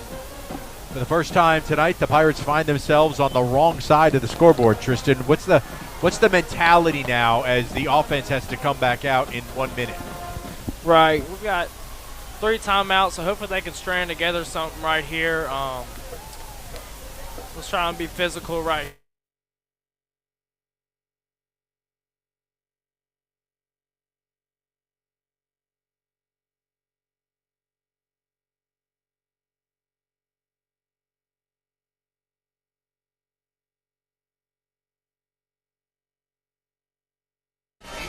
That was Evan Williams making that catch. So the Pirates, Tristan, just to your point, you've got timeouts in your pocket. Evan Williams making that catch. So the Pirates, Tristan, just to your point, you've got timeouts in your pocket. Now, good field position. Northwest has handed you great field position at your own 40. And you say, I don't really get that call. If I was a coach there, I would have tried and kicked it deep and take some time off the clock and get them back a little bit further. But all right, a chance for Jack Durr to lead the offense back out. With the clock stopping with first downs in high school, this is an eternity of time. Right, absolutely. Jack, well, he's going to hand the ball off to Ben Alexander, and that's going to be no gain to the 40. They'll bring up second down, and perhaps Coach Hunters just wants to get this into halftime. We get the ball to start the second half. Play it conservative. There we go. Now Jack's going to air it out, but too far that time for Kinji. He's looking for a PI right there. I don't think he's going to get it. That's just good coverage by the DB right there. But, man, that just shows you the arm strength of how far Jack can throw that football. Right. So it'll be third down and 10 from the 40. 20 seconds left. Do you take one more shot here? That's hard to say because it's third down and long on your side, but there's only 20 seconds left. I don't see why not. Maybe try and get a PI right here. All right, Jackson will throw. He's got pressure coming from his backside, and he'll scramble out. Throws it to the far side. That ball is complete. It will be a first down. Clock stops with 12 seconds. Do we want to use a timeout?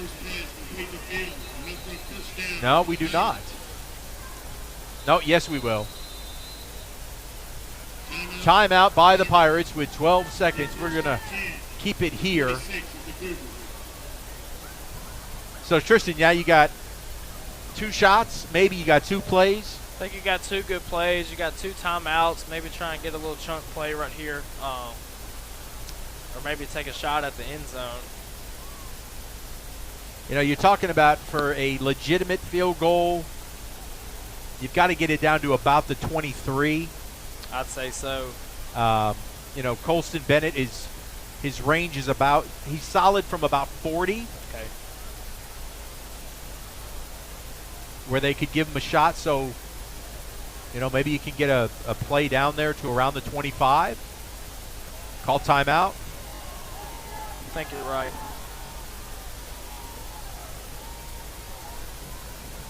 So we will see Coach Ty Weems, the offensive coordinator. Let's see what they've got drawn up. Ball is officially at the 46-yard line of the Cougars. Jack will roll, looking for a quick play. He's going to throw it deep, looking for Kinji. Oh, just out of his reach. Good defense on the play, though. That was very good. Staying step for step with him right there. Here on the Rogers Dabs replay, Kinji had gotten positioned towards the sideline. Good throw by Jack, because only Kinji was going to be able to catch this ball. As he threw it just far enough, and Goodness, just off the fingertips. Well, and now we had a. What was the call? I missed that call. I missed it too. It was a penalty, maybe an unsportsmanlike. I think it was a late hit on the quarterback. I saw Jack take a hit there towards the end. Maybe that was it. Well, a 15-yard penalty with now 5 seconds left. Spots the ball at the 31. And now Pearl's going to take a timeout to talk about what exactly they want to do. It's just outside of Colston's range, I think. Especially with the weather conditions right now. A little slick out there. It's still misting. Right. But at least you're close enough now that you can get a legitimate drawn-up play where it's not a Hail Mary. Right, exactly. You know, you've got so many different options you can go to here. They love running that little switch route right here, so maybe we'll see that from Kenji or somebody like that. Markwell, always a great option down here. Shaden can make the big. He's our tallest receiver. He can go up and high point a ball. So Jack's going to have a lot of options if he can get some time. See, the receivers will come out. Jordan Butler, Jalen Fields. There's Kenji, number 2. Here on the near side, Shaden McCollum and Markwell Lake.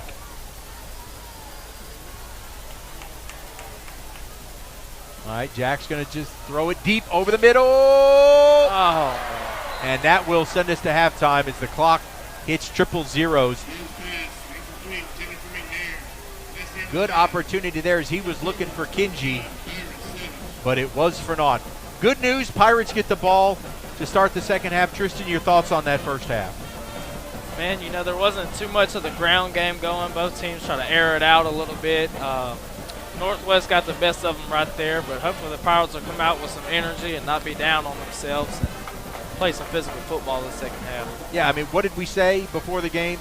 One of the keys, turnovers. Turnovers, exactly. It's going to be hard to win with a lot of turnovers. You can't make mistakes like that. You're just shooting yourself in the foot at that point. Because we've got 2 turnovers to Northwest Rankin's 0. All right, we're going to step aside here on the halftime show. When we come back, Community Bank is going to give away a $500 scholarship. We'll take a quick break as they get set up here on the north end zone. Hello, I'm State Representative Gene Newman, here to share a message to our young people and parents. There are many pathways to success. For some, it's 4-year college, which is great if you have a chosen profession. But there are so many other opportunities to grow and succeed here in Mississippi. Our community colleges, Vo-Tech, trade schools, apprenticeship programs, and on-the-job training are all top-notch. Believe it or not, there are more than 7 million good jobs available across the country, and most don't require a 4-year degree. I encourage parents to support their kids that have a love for skilled trades like construction, air conditioning repair, auto technicians, electricians, and so many others. We need a diverse workforce that can thrive even in tough times like pandemics. And remember, no matter what, every day is a great day to be a Pirate.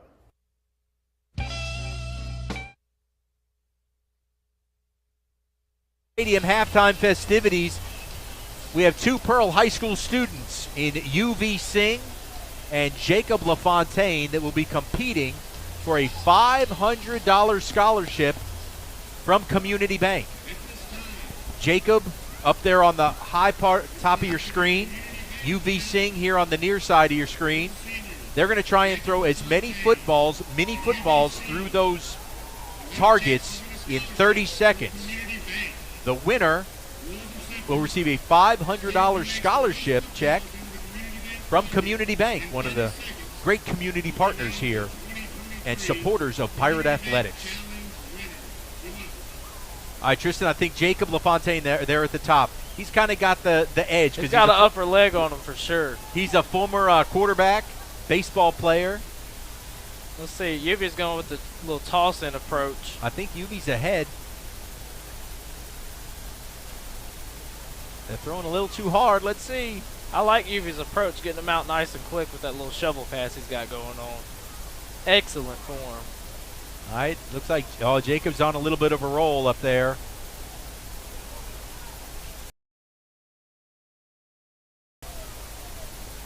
Jacob just looks like he's throwing a shot put or something out there with those small balls he's got.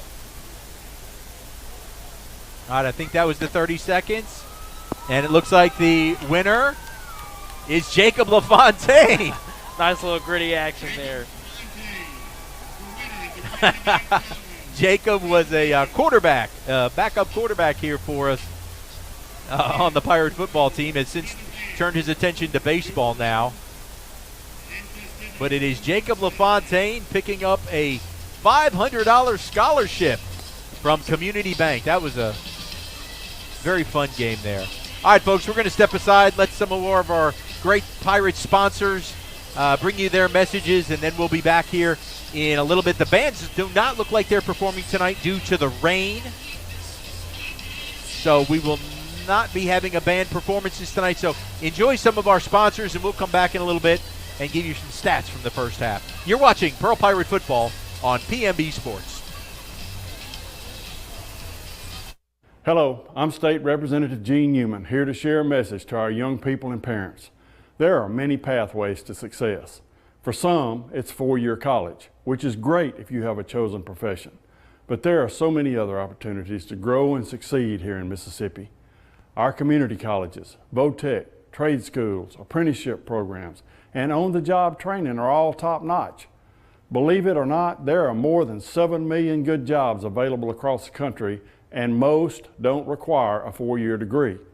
I encourage parents to support their kids that have a love for skilled trades like construction, air conditioning repair, auto technicians, electricians, and so many others. We need a diverse workforce that can thrive even in tough times like pandemics. And remember, no matter what, every day is a great day to be a Pirate. At Raising Cane's, we're huge football fans, but we're also fans of your local fundraisers and fun runs, small victories and big ideas. And yes, even the neighborhood animal shelter. I was getting to that. Plus over 30,000 other partners in the communities we serve. When you order our hand-battered chicken fingers, craveable cane sauce, and jugs of freshly made tea and lemonade to cheer on your home team, you're also supporting your hometown. Raising Cane's Chicken Fingers, one love. When Pirates need a feast, they sail to Mugshots Grill and Bar. Voted best burger in Mississippi for 13 years in a row, Mugshots proudly serves fresh, never frozen certified Angus beef. X marks a spot at 2 locations on the map, in Pearl and Riverwind Drive in the movie theater parking lot, and in Flowood on the corner of Airport Road and Lakeland Drive. You can dine in, take out, or order online and pick up curbside. Check out mugshotsgrillandbar.com. They say good things come in small packages. And I found the same thing to be true with small businesses. Places where you can get a good cup of coffee or a fresh haircut. Where they call you by your name and the coffee don't taste like cardboard. Life is like that too. They're local folks who care about making sure you have what you need, like great rates for business insurance. Local just means more. Call Alpha agent John McHenry in Pearl for a quote today. The Umbrays welcome the Rocket City Trash Bandits for 7 games in 6 days, August 29th through September 3rd at Trustmark Park. We start things off with a special 4:05 p.m. doubleheader for Bark in the Park on Tuesday, August 29th, presented by Hollywood Feed. Then it's First Responders Wednesday and Truckworks Thursday. The first 1,000 fans on Friday, September 1st will get a Michael Harris II bobblehead. The Mississippi U.S. Army National Guard presents a postgame fireworks show on Saturday. Then the homestand concludes with a special 6:05 Labor Day fireworks show for Raising Cane's Sunday Family Fun Day. For tickets, MississippiBraves.com. Public service has always had a very special place in my heart, and to be able to do it and be a first responder as a reserve, when you're not getting paid, that's just one of the most selfless acts you can do. I think we all have a responsibility to our towns and our communities. Well, for me, it's simple. I mean, when you say local, that's what's most important to me. Our citizens inside this county, we all care for each other, and we do everything we can to help everybody out. I am Shane Fletcher with Farm Bureau, and we are the home team. Accidents aren't planned. Mississippi Sports Medicine Orthopedic Urgent Care. You're in, you're out. You're better.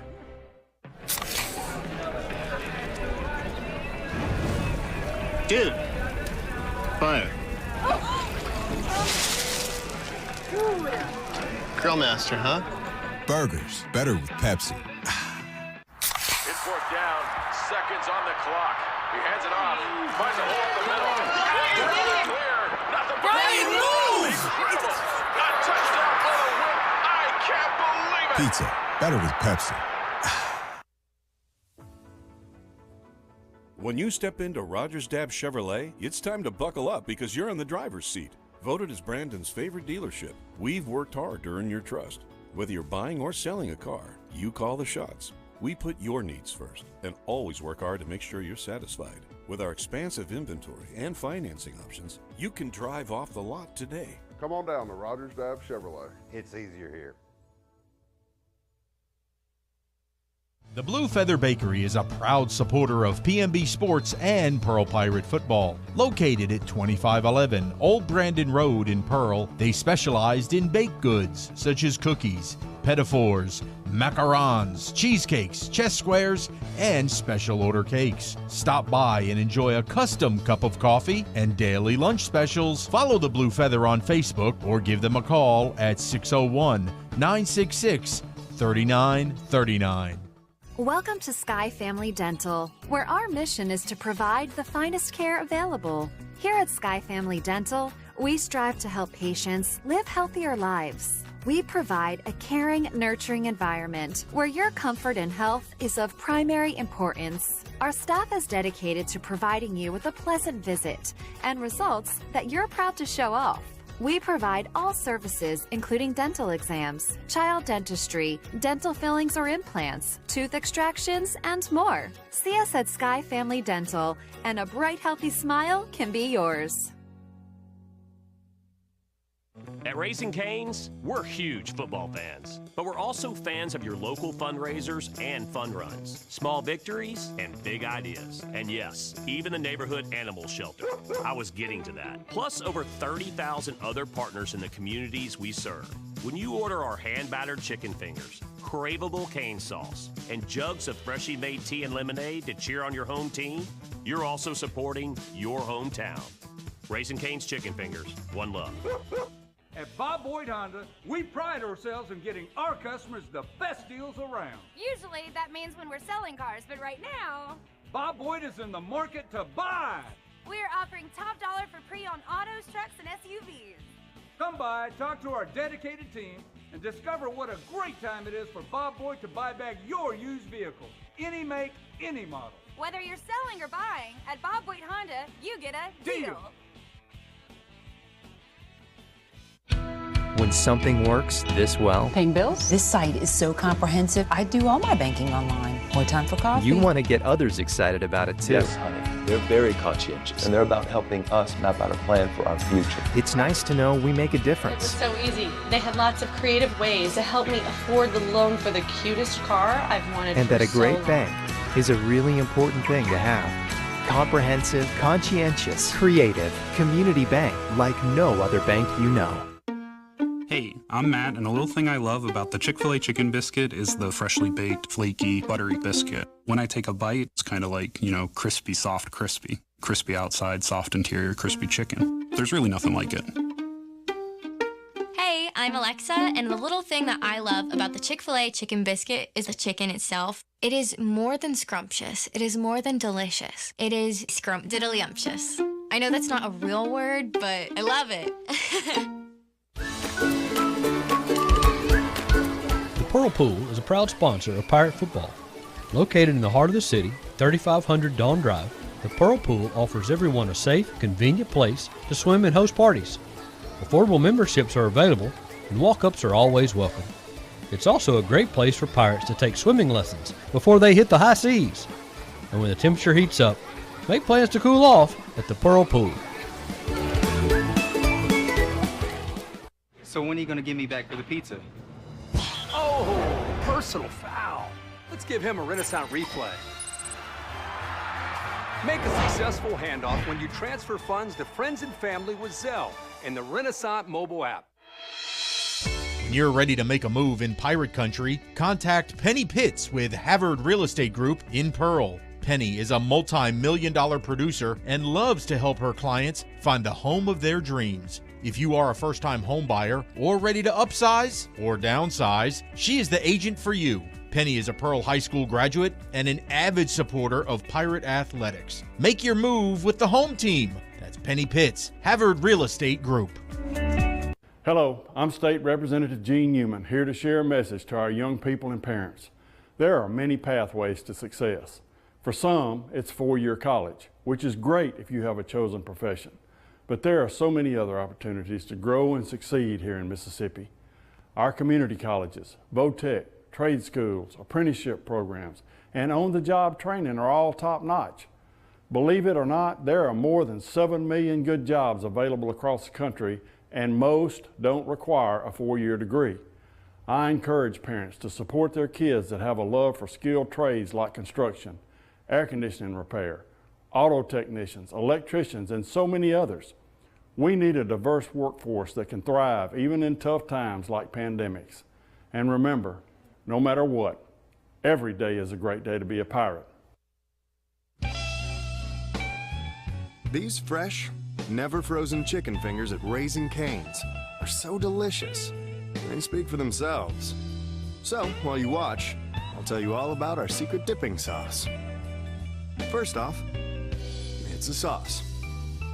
And you use it for dipping. Yeah, that's all I can tell you. Because it's, secret. Raising Cane's. One love. When pirates need a feast, they sail to Mugshot's Grill and Bar. Voted best burger in Mississippi for 13 years in a row, Mugshot's proudly serves fresh, never frozen certified Angus beef. X marks the spot at 2 locations on the map, in Pearl and Riverwind Drive in the movie theater parking lot, and in Flowood on the corner of Airport Road and Lakeland Drive. You can dine in, take out, or order online and pick up curbside. Check out mugshotsgrillandbar.com. They say good things come in small packages. And I found the same thing to be true with small businesses. Places where you can get a good cup of coffee or a fresh haircut. Where they call you by your name and the coffee don't taste like cardboard. Well, Alpha's like that too. They're local folks who care about making sure you have what you need, like great rates for business insurance. Local just means more. Call Alpha agent John McHenry in Pearl for a quote today. When something works this well, Paying bills? This site is so comprehensive, I do all my banking online. More time for coffee? you want to get others excited about it too. Yes, honey. They're very conscientious, and they're about helping us map out a plan for our future. It's nice to know we make a It was difference. so easy. They had lots of creative ways to help me afford the loan for the cutest car I've wanted And for that a so great long. bank is a really important thing to have. Comprehensive, conscientious, creative, community bank like no other bank you know. Public service has always had a very special place in my heart, and to be able to do it and be a first responder as a reserve, when you're not getting paid, that's just one of the most selfless acts you can do. I think we all have a responsibility to our towns and our communities. Well, for me, it's simple. I mean, when you say local, that's what's most important to me. Our citizens inside this county, we all care for each other, and we do everything we can to help everybody out. I am Shane Fletcher with Farm Bureau, and we are the home team. Accidents aren't planned. Mississippi Sports Medicine Orthopedic Urgent Care. You're in, you're out. You're better. At Raising Cane's, we're huge football fans, but we're also fans of your local fundraisers and fun runs, small victories and big ideas. And yes, even the neighborhood animal shelter. I was getting to that. Plus over 30,000 other partners in the communities we serve. When you order our hand-battered chicken fingers, craveable cane sauce, and jugs of freshly made tea and lemonade to cheer on your home team, you're also supporting your hometown. Raising Cane's Chicken Fingers. One love.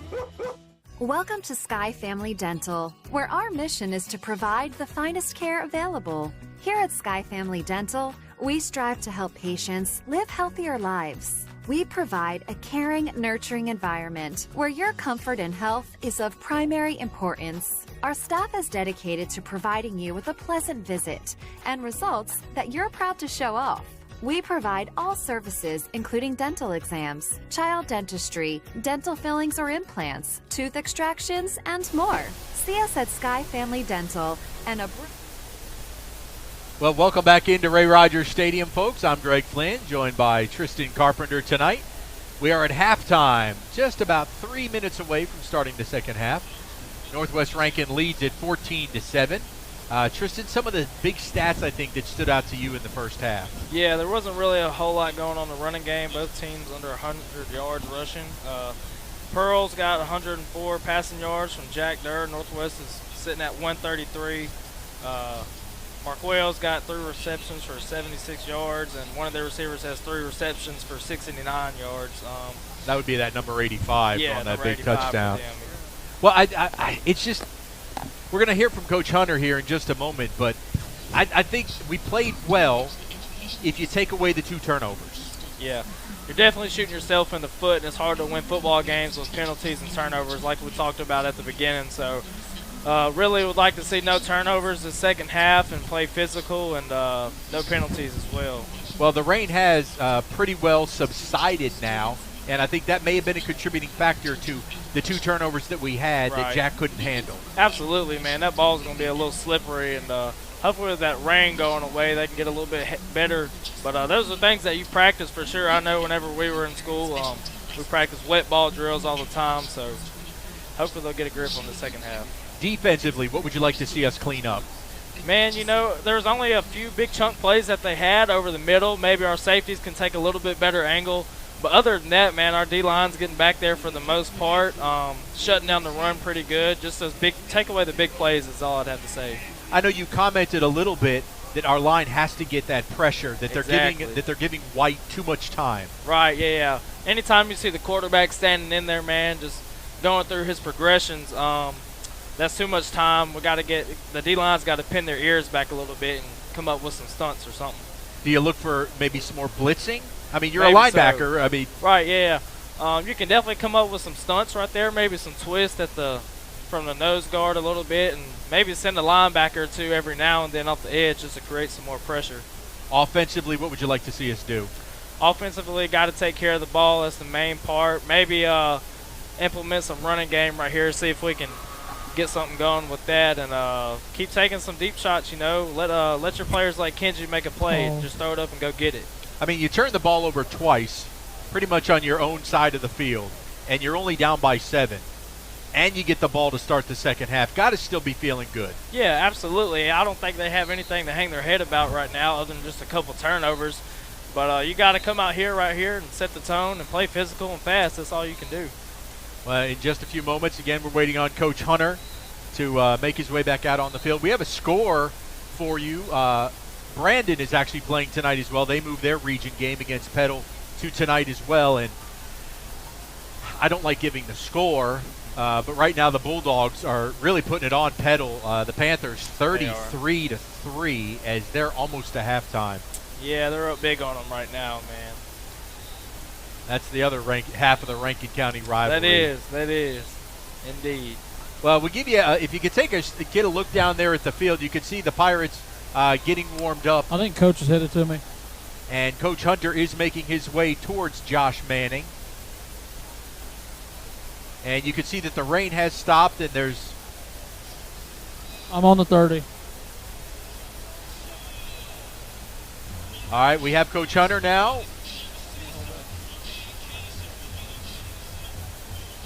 With Coach Hunter, and there's Justin. Coach, well, how was that halftime speech? Man, no, just I mean, extremely positive. We didn't think we played a very good half, you know, and only down 7 points to what we consider a really good football team. So, you know, we got to play with a little bit more energy, you know, and cut out on mistakes. Had a couple of huge mistakes on both sides of the ball that really hurt us. Offensively, you know, driving and a bad snap, and you know, just defensively, just a couple of missed assignments. Yeah, is that what left the openings in the middle of the field on their big pass plays? Yes, just having a hard time for some reason communicating and just not getting the pass rush that we've been getting. We got to do a better job up front. All right, Justin, I know you getting them ready. Thanks, guys. All right, thanks, Justin. Well, he was right on you. You called it right there, Tristan, that they had some missed assignments on those big chunk plays in the middle of the field. Absolutely. How do you take those away? If you're the linebacker and you're the captain on the defense, How do you help with that communication? What do you expect down there? Right, well, the linebacker can only drop so far, so after he gets into his zone, he's just looking for anything close to him. So it's really on the DBs and the safety to kind of crash down on those right there and take better angles, and I think that they're very capable of doing that. Well, and our running game just has not materialized. Right. We've tried all 3 running backs tonight. We have. We had a big play with Shoto up the middle, so maybe they go back to him a little bit. But when you see what Northwest is giving you defensively, how do you see us attacking them with a running game? Is it on the edges? Is it still pounded in the middle? I would say go off of what you had success with. So obviously that big run up the middle with Shoto. Had a couple of good runs with TJ, the Bull, coming up the middle. So I really saw the strength of our running game towards the middle. So maybe they go back towards that a little bit. Well, once again, the Pirates will get the second half kickoff. As they won the toss, they elected to defer. And, boy, that decision looks even bigger now. It does. As Northwest jumped up and just quite literally grabbed 2 touchdowns away from us. They did. So, with the rain pretty much stopped, that ball should be much drier. And certainly, hopefully, Jack Durr will be able to keep a better hold on that thing. Like I said, the State Fair's in town, and it was like trying to catch one of those pigs. Yeah, ain't no doubt about that, man. It's definitely a little slippery. All right, so Daniel Sherman will have our kickoff. Back deep.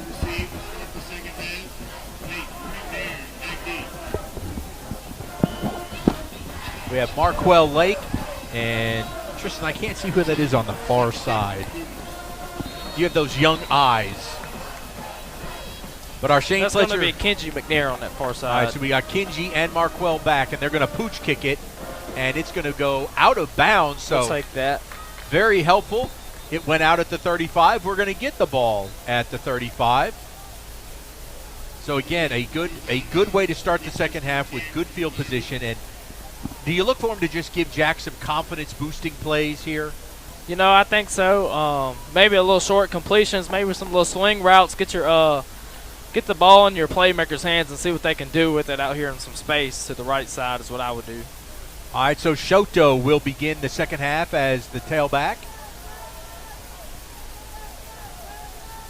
Wide receivers, you got the 2 speedsters down here to the near side. You've got Kenji and Marquell on the bottom part of your screen. Shaden McCollum, the lone at the top. Actually, with the penalty, Tristan, they're going to put the ball at the 41-yard line. Great starting position right here.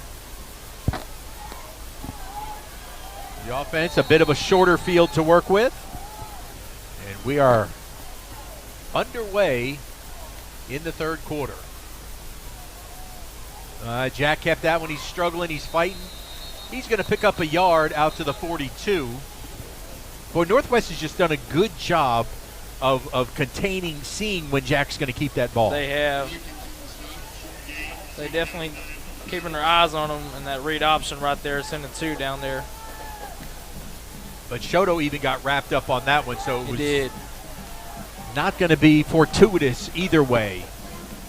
So second down and 9 from the Pirate 42.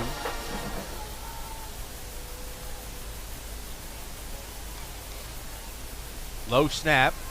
That's going to go out to Shoto, but Shoto's going to turn something positive out of it. He crosses the 45 out to the 48-yard line. We're to pick up a bad snap right there and get north and south right there, Shoto. So it's going to bring up a 3rd down and 3. Tristan, you go pass or run here? Man, I'll try to go with a hard count first, but I've tried to run the ball right here since they're at midfield and maybe make it a 4th and manageable. And there goes Shoto into the second level, picking up a 1st down at the 39 of the Cougars. I think you got to keep giving the rock to Shoto right here. He's on a roll. He had a big run in the first half, and he continues to have some good runs and looking pretty good coming in that hole. A really good inside block there by Jordan Butler, number 88, to help spring him to that outside. So a Renaissance Bank 1st down in Cougar territory. Butler shifts to the left side. High snap, there goes Shoto. And once again, he's going to spin his way Looks like out to the 36, so again, positive yardage, and it was, I don't know, is the snaps are almost sailing to the running back. And that was a problem yesterday in practice that they had to work on a little bit. Looks like it's reoccurring right now. Hopefully he can lock in and get those snaps under control. Get him straight back. Right. All right, 2nd down and 7. There's going to hand the ball off. Shoto, he's going to fall forward. Looks like he's going to get to the 33. That's a few runs in a row right here. I think they're trying to really show how physical they can come out the second half and keep pounding it down their throat right here, down the middle, with Shoto at running back. Well, you said that in the first half. Try to assert your dominance. Absolutely. To wear them down into the 4th quarter. But we have a Pearl Pool 3rd down and 3 now.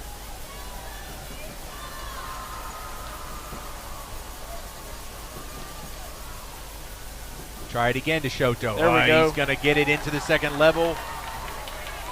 And look, he just Good does hard not go down. And Shoto's going to move the chains. Man, just look at this on the Roger Stabs replay. Shoto is not the biggest of fellas, but look how intense he runs that football. Those legs just keep going. This has been all Shoto here, this drive opening up, man. He's doing a great job. It looks like they're going to get him a little breather and put the bull, TJ McKenzie, back in the game. Took 4 Cougars to bring Shoto down on that last one. So the Renaissance Bank first down from at the Cougar 24. Markwell went in motion. Jack looking to throw out to the far side. That ball was dropped, but it was probably a good thing. Right. Because that defense was collapsing. It was.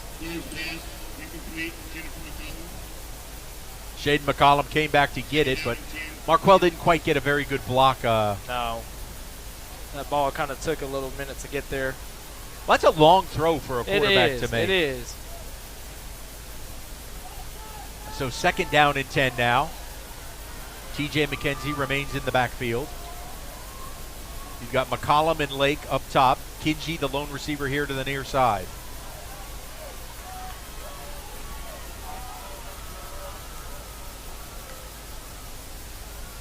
They're double covering Kinji, so now we're going to throw to the corner of the end zone, and that ball was intercepted. Initially was going to stay in the end zone, but now he's going to bring it out. Looked like McNair fell on the route. He did. He slipped up on the route. And Jack still threw to a spot. And that safety was in good position. Jack was kind of eyeing him down the whole way. He needs to kind of look him off right there. But that looked like that was a miscommunication on the route. Jack was throwing it deep into the end zone. Nobody was running that far. Right. So once again, a sign mark turnover is going to give that ball back to the Cougars. And it is up to the Pirate defense now to get that football back. 1st and 10 from the 15. White, he will hand the ball off. Lewis trying the right side. Good solid run. Looks like he's going to pick up 8. Tristan, what are you seeing there? It's looked like the defense that time was moving in a little slow motion. It did. Looks like the O-line came off hard on the ball right there, and that's not good for the defense anytime you're getting pushed back off of the line. It starts at the line, and they got to be physical up front. So 2nd down and 1.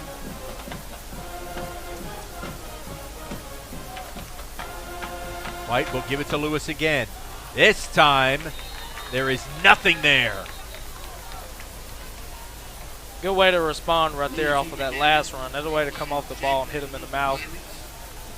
Here on the Roger Stabs replay, look at Trey Schaefer come in and just stack him up.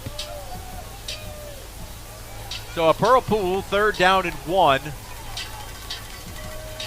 Now they're going to run that Wildcat. Lewis will be the back. High snap. And they're going to rack him down for a loss. The high snap certainly helped. Awesome containment right there. The high snap allowed the defense to kind of crash in there. And I am Hewitt. That's a good job by Jaden Thompson right there coming up and setting that edge. Without that edge, man, they can run all day on that outside. Good job to number 7, Jaden Thompson. All right, so that brings up 4th down. The defense has done their job and held a 3 and out, and the Pirates will get the football back. Cougar punt team on the field. Isaiah Wynn standing at his own 40. Good snap. Punt is away. Isaiah comes up and makes the catch. A sliding He's a little bold catch for that one, man. That was an aggressive catch right there. I like it, though, by the little fella, number 11, Isaiah Wynn, getting down and dirty on that one. Well, and it's risk-reward, because if he lets it bounce, it's probably taking big hops for Northwest, and now the Pirates are going to get the ball just the other side of midfield. So good job by Winnie on that one. Those baseball hands came into play right there, like fielding a ground ball. So 1st and 10 for the Pirates from their own 49-yard line. Jack's going to hand the ball off. TJ flying over the 45 into Cougar territory. He's going to get it to the 43 for a pickup of 8. They have definitely asserted the running game here in the second half, coming off strong following those tackles.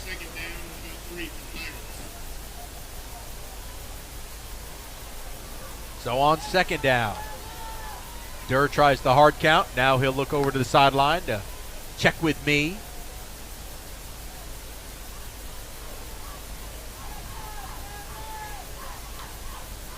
Durr looking to throw. Throws the slant high to Kinsey. That ball is in and out of his hands. It hit off the chest plate, it looked like, Tristan. Yeah. It was a little high throw, man. Probably would have hurt him a little bit if he would have caught that. He had guys coming at him from all angles. So he tried to high point it, and the ball still slipped through his hands. Could still be that football is slick from the earlier range. So we've got a 3rd down and a huge 3 right here. I definitely think you're in 4th down territory right here if you don't get it. So maybe trying to run the ball and get things close right here. They do indeed. Still driving. And I think he's going to get that. And T.J. McKenzie, the Bull, is going to pick up a fresh set of 4. Renaissance Bank will move the chains at the 39-yard line of the Cougs. TJ just runs so hard. He does, man. He had a nose for that 1st down, knowing right where he needed to get and how hard to fight to get there. And it takes 4 Cougars to push him back. Still never got him on the ground. TJ remains the back. Got Soto back in the game. Marquell comes in motion. Going to Shoto. Absolutely. Into the 2nd level. Keep going. I don't think he was. There was no whistle. Oh, they did. Now they're going to say there was a whistle. That will stop his, they're saying he went down. See it on the Rogers Dabbs replay. It was enough for a Renaissance Bank 1st down. I think the officials confused themselves on that a little bit, TC. Yeah, he was never down. Yeah, he was definitely still up on that one. So here he goes again. He'll try the left side this time. He'll get it close to the 26-yard line. And a flag looks like comes we're gonna in. get a late flag. Now let's see upon which side this will go. Either way, it's huge.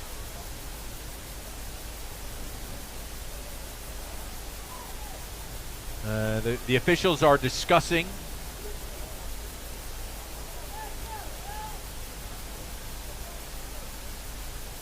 Looks like they're going to wave it off. They're going to wave it off. They're going to wave it off.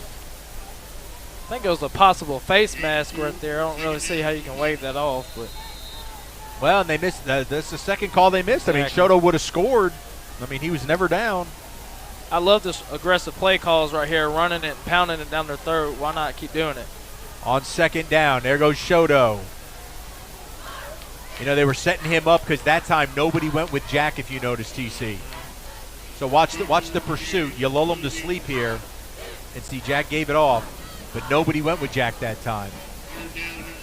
What are the odds you see him come back and Jack keeps it? Jack is known to call his own number in times like this and close around that goal line or whenever there's a 1st down right up coming up. He likes to call his own number and get it in there. All right, 3rd down and 4. Big play here for the Pirates. Jack will call his own number. Gets a good block by Shoto.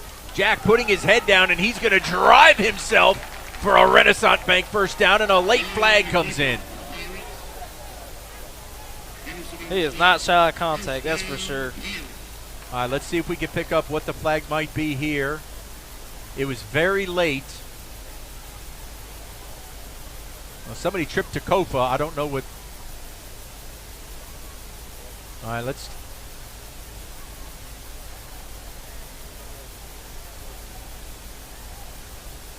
Here comes the referee.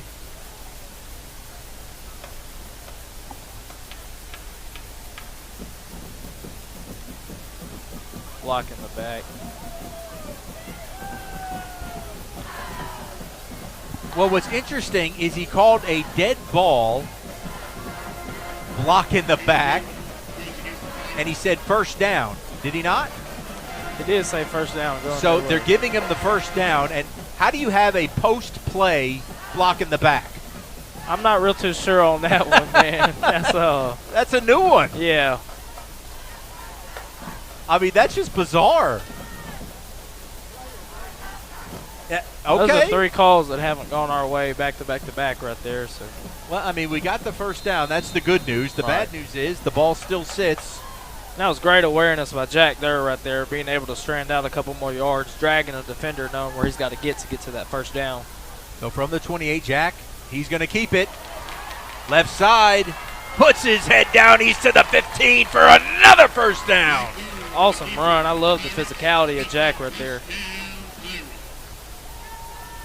And see, that time, Tristan, he's been lulling them. They all went to Shoto. I think you're right. And Jack, once again, when you see them taking down one of our ball carriers, it's taking 4 Cougars. Yeah.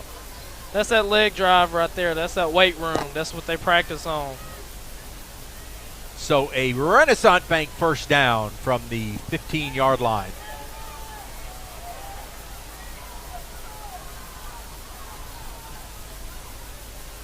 Well, they were ready for Shoto that time. Yeah, he's going to be stacked up in the backfield on that one. He tried the teeth of that defensive line. And they were all there waiting for him. It was a welcoming committee. Looks like we're going to go to a pro formation right here, bringing in another tight end. It's going to be number 43, Caston Channel. This is a run-heavy formation right here.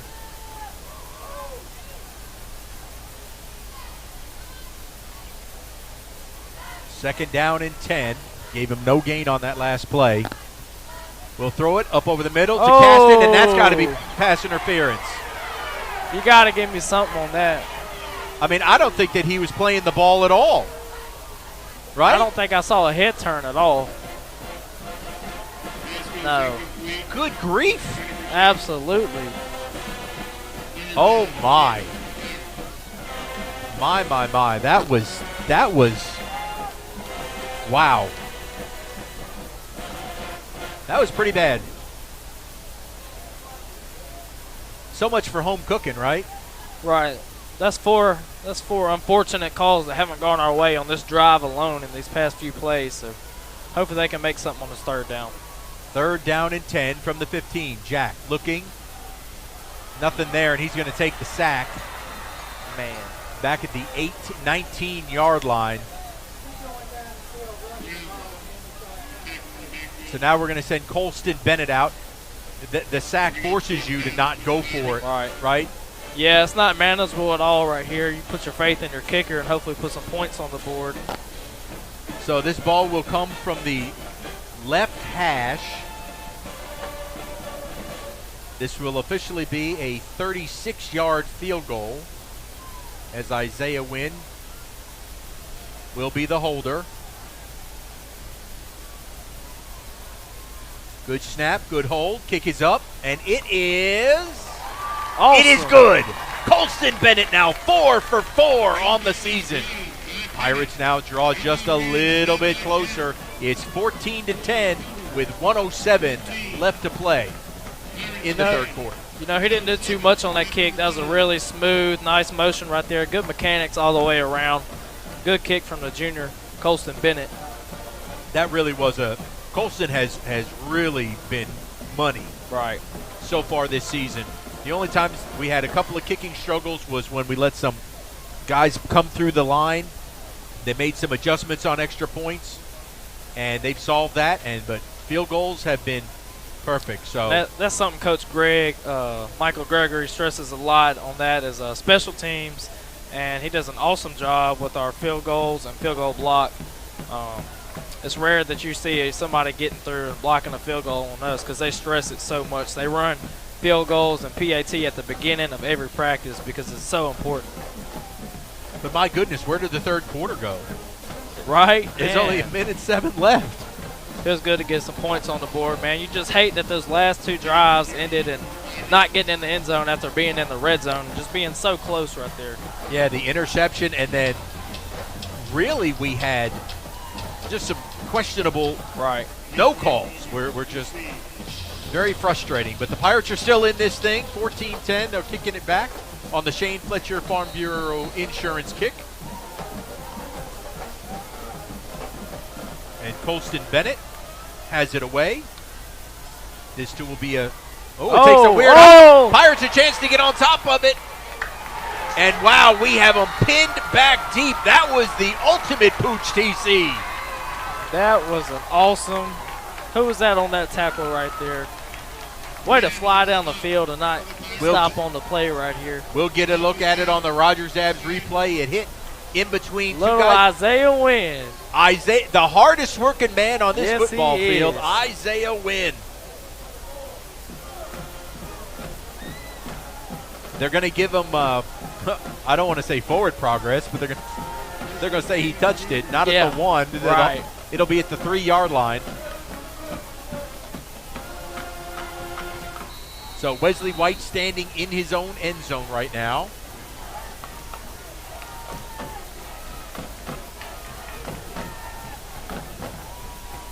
He went for that hard clap, checked the play to see what the Pirate defense is giving him.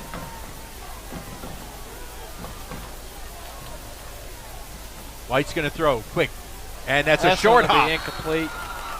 That was a bit of a gift because he had his man there, and White just didn't quite get it there. Man, they've been really keen on those swing routes tonight for some reason and those little key passes. And it would have gone for a big gainer, too. Right. So, thankfully, that fell incomplete. The 2nd down and 10 now from the 3-yard line. There's just so much space out there for that slot receiver to really do something with the ball and those little key screens.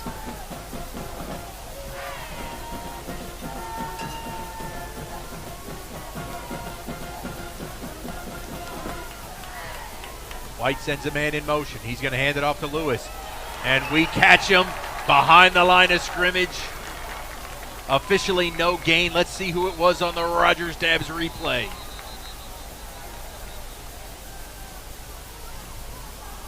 And first contact by the assassin. It was Arterberry.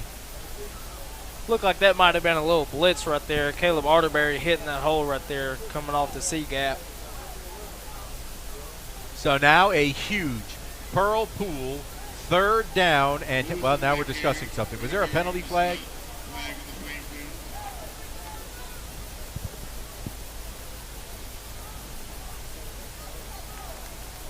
After the play, personal foul against Northwest. So it will be 3rd down and 12, but more importantly, that ball sits inside the 2-yard line, TC. Big 3rd down right here. I mean, I'm going to take a guess and say that they try to run it and be safe right here or throw a little quick route to a slot receiver right there. Mangum showing blitz. Here he comes. Throw out to the far side. Yeah. Defense trying to collapse. And they do. He steps out at the 11, and it will be 4th down. That's all you want to do right there on those 3rd and long. You want to keep everything in front of you and make sure they don't get behind you and keep them in front of those sticks right there. Great job to close it out right there. You just rally to the football. Absolutely. Antonio McFarland making sure he was not going to get a first down. Now Isaiah Wynn stands at the Cougar 45, awaiting what he anticipates to be a punt.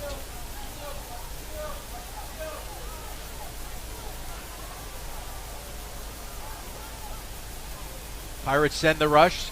Punt is away. Wynn calls for a fair catch, and he will make it at the 42-yard line. The Cougars give the ball back to the Pirates in Northwest territory. And TC, this time you want to see him cash in with 7. Absolutely. These past 2 times we've got in the red zone, ain't been able to cash in just yet.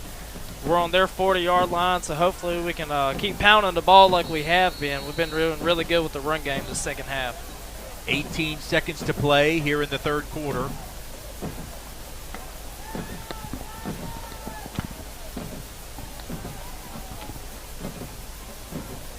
Durr leads the offense out. 3 wide receivers. We will run the football up the middle. Inside the 40. Continue driving to the 36-yard line. That's TJ McKenzie. I love the play call right here. I mean, why shy away from it if it's working so well, man? They're doing an awesome job up front, getting 6 to 7 yards on a carry. That's outstanding by the O-line right there, and good hard run by TJ. And that will do it. 3 quarters are in the books. Pirates have it in Cougar territory when we come back for the fourth quarter.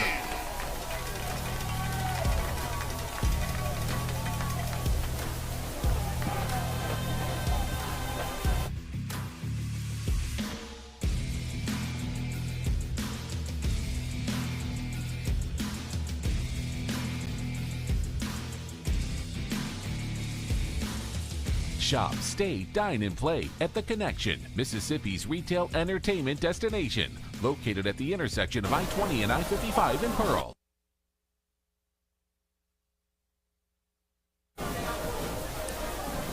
We are in the final quarter now.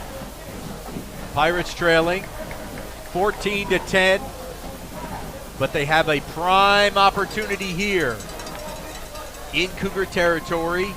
The ball sits at the Northwest 36-yard line. They've got a second down and 4. And even had TC up here holding his 4 fingers up.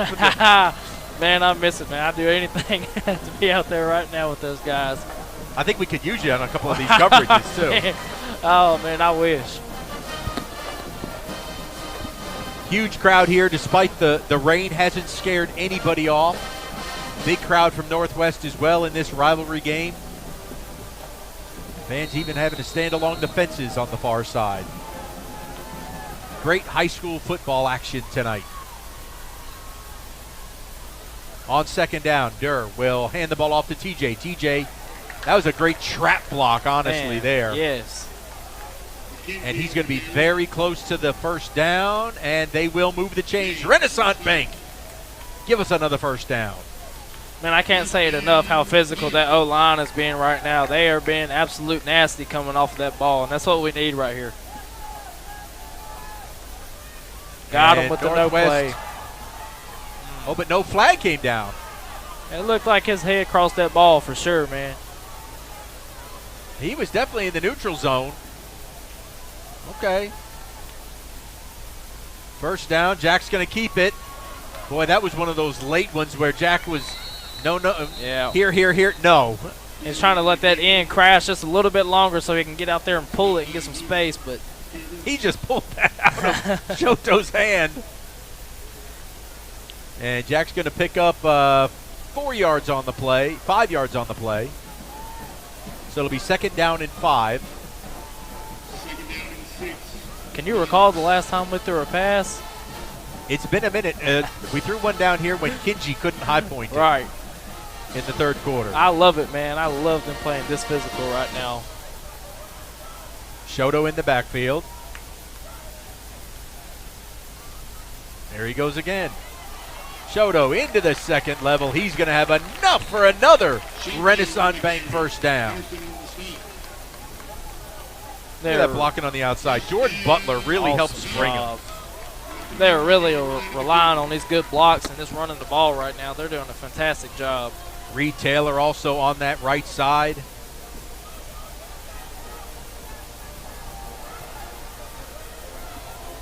First down and 10 from the 21. There goes Shoto. This time they hemmed him in.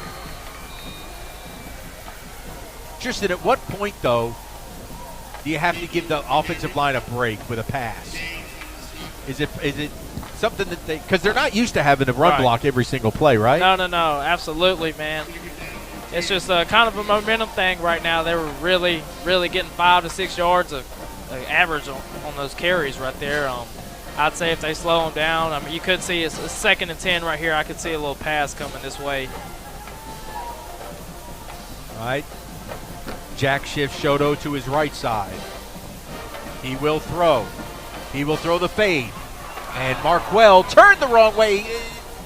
Wasn't quite ready for that one.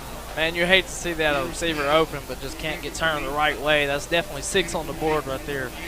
Here on the Rogers Dabbs replay, you'll see it.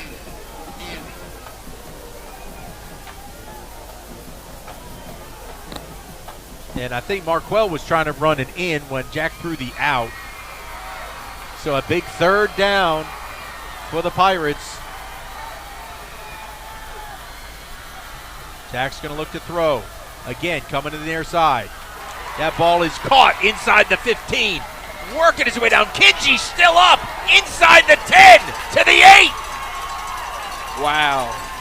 That is awesome effort right there. What leg drop he had right there. Kinji McNair known for his speed, but now he's just taking some Cougars for a ride. Once again, man, that comes from being in the weight room every day, and that's one thing that they practice really hard on is not just doing stuff outside, but making sure that you're on top of those weights so that you can drag people like that and have a good leg drive like that. Awesome job there. 1st and goal for the Pirates.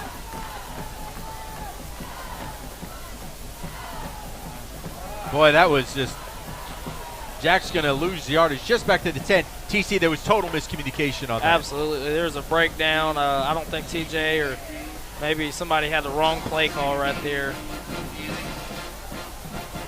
So the Pirates will have it 2nd down from the 10-yard line.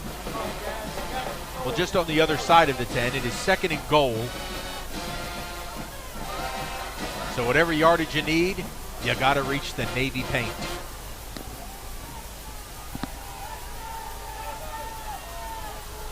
I think you've got all 4 downs to go for it right here. Kicking a field goal will still have you down by 1, so let's see what they do right here. Jack going to throw. Oh, and he had Jordan wide open. That ball got knocked down. Did you see Jordan Butler? Nobody went with 88. Look at Jordan. He just kind of leaks. He leaks. Yeah. And that was going to be an easy 6. A lot of times that H-back will go unaccounted for, man. They just slip out of there and covered sometimes. And we had him right there, just unable to get to him. Well, and a tremendous play, made by the defense to get that tall to knock that ball. Right. Kudos to them on that one. All right, so now it is 3rd and goal. TC, do you throw it into the end zone here? Are you just looking to get a little closer? You did say 2 shots to the end zone? I think so. I think that's what they're going to do. Here they come on a blitz. Threw it in the corner. When they ran the blitz, Markwell was uncovered, but I think it was too late for Jack to notice him. Because watch Markwell, number 4, he's still going to throw this fade to the back, but watch Markwell. Oh, man, yeah, just slips right in there behind the covers, but he had already got rid of the ball. I think he knew where he was going the whole time with that one. So we are going to send Colston. Okay. On for the field goal attempt. And, I mean, still plenty of time if we get this. So 7.5 minutes left to play. Ball at the 18-yard line. That ball is up, and Colston is now 5 for 5 on the season. Mr. Automatic, that's what I'm talking about right there. Great hold by Isaiah Wynn, and the Pirates pulled to within a point at 14-13.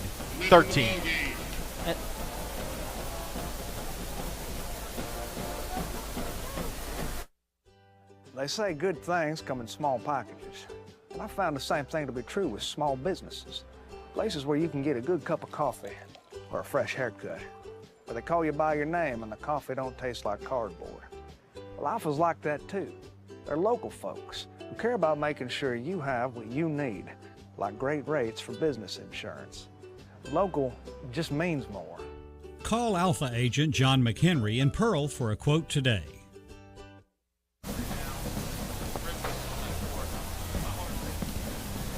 We're back inside Ray Rogers Stadium. There you see Colston Bennett, who has kicked his second field goal of the night to draw the Pirates within a point at 14-13.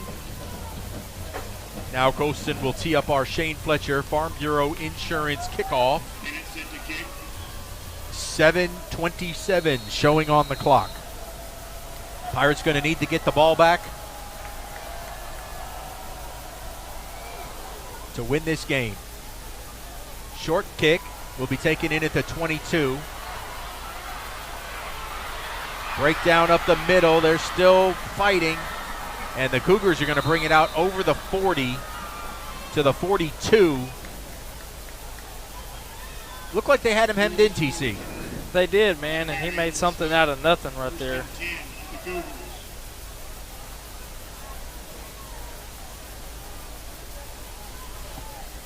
Draper could not get over there to get his hands on him. They will officially mark the ball at the 43-yard line. I think Northwest is going to come out and try to run the ball a little bit right here, maybe. Trying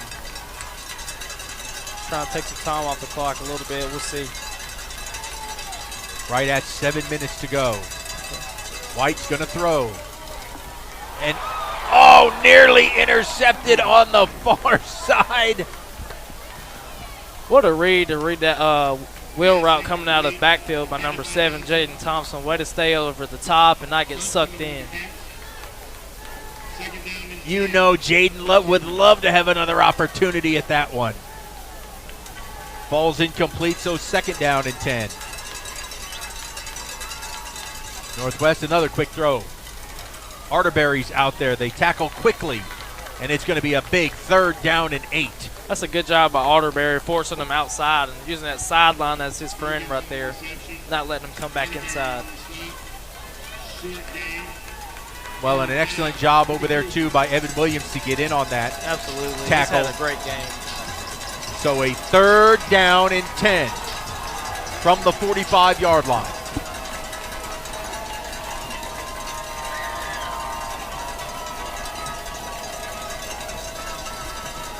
White back to pass.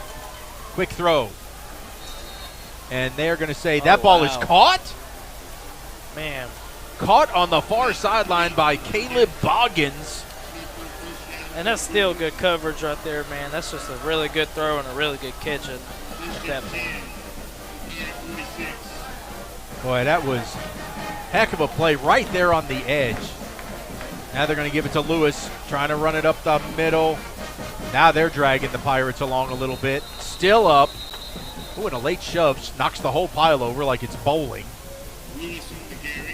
But that's a carry of 7 yards on 1st down. Now under 6 minutes, 5:51. TC, at some point, you got to make that big stop here very quickly. You do. You don't want that time to keep clicking and get away from you, man. These 1st downs, they add up, and time will just get away. Ball sitting at the 41-yard line. They move the ball back. It's a gain of 5, so 2nd and 5. Heavy package in there for Northwest, and they're going to get a false start against the Cougars. It's going to back them up to 2nd and long right here. Hopefully we can take advantage of that. So that should, that will make it 2nd and 10.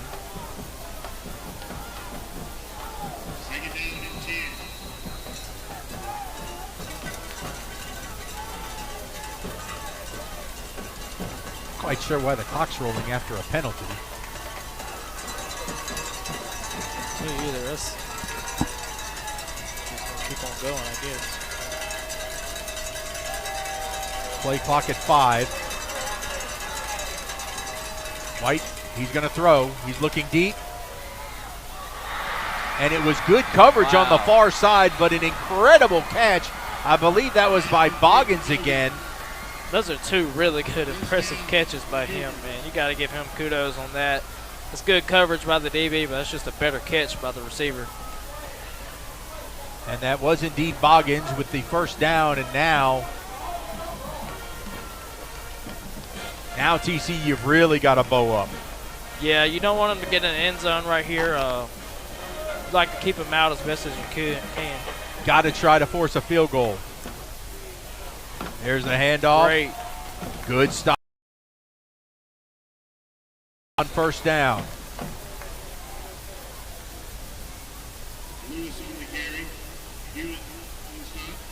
There you see Lewis has it. He goes to his left, and everybody collapses. Cam and Arterberry. Arterberry actually trying to pull that ball out while Cam was taking him down. That's something Coach Wilbanks teaches really good, man. Anytime that you got a running back hemmed up, try and rip as much as you can. So 2nd down and 9. Pirate defense trying to rise to the occasion here.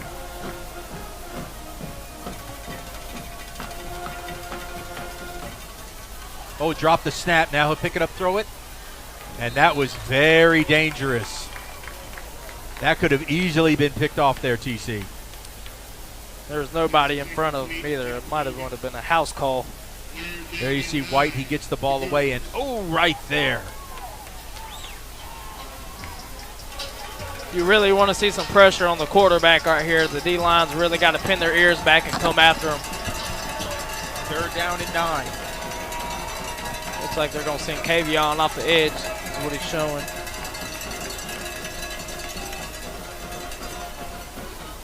And ball incomplete, knocked away. But no, a late flag comes in. Not again. Let's see how egregious this one was. Oh, that was right there. That was timing, right? Or did he come over the back, in your opinion? I think he made a really good play on the ball right there. It was a little close, but, man, that's just so unfortunate that didn't go our way right there. Well, and clearly but I go back to, it was very similar to the Channel non-call when Channel was being mauled. Yeah, and that one was nowhere near as bad. You would think they'd give us a break right there, but it's just unfortunate, man. There's nothing they can do about it now. They just got to play the next play. So 3rd down and 2. They're going to go Wildcat with Lewis.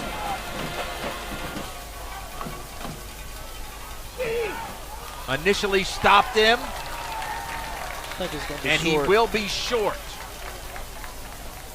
It will be 4th down by Mikkel Smith was in there to run that Wildcat. Man, that clock's just a ticking on down. This will be a huge stop right here for us if we get it. I'm pretty sure they would go for it right here. 4th down and 1. Looks like they're going to run another Wildcat. Number 2 has been their guy all game. Whenever it comes to serious moments, man, I think they're going to give him the ball and let him rock it right here. Smith will keep it. And he will have a 1st down at the 4-yard line, and now it becomes very difficult. You're going to have to start using timeouts, TC. Absolutely. They're just going to keep running the ball. I don't see them passing the ball right here. Just going to try and run the clock down. That was actually Lewis on the carry. Now under 3 minutes. 1st and goal for the Cougars.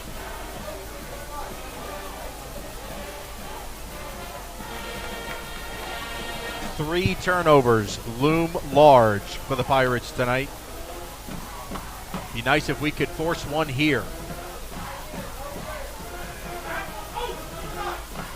Lewis going to keep it himself up the middle.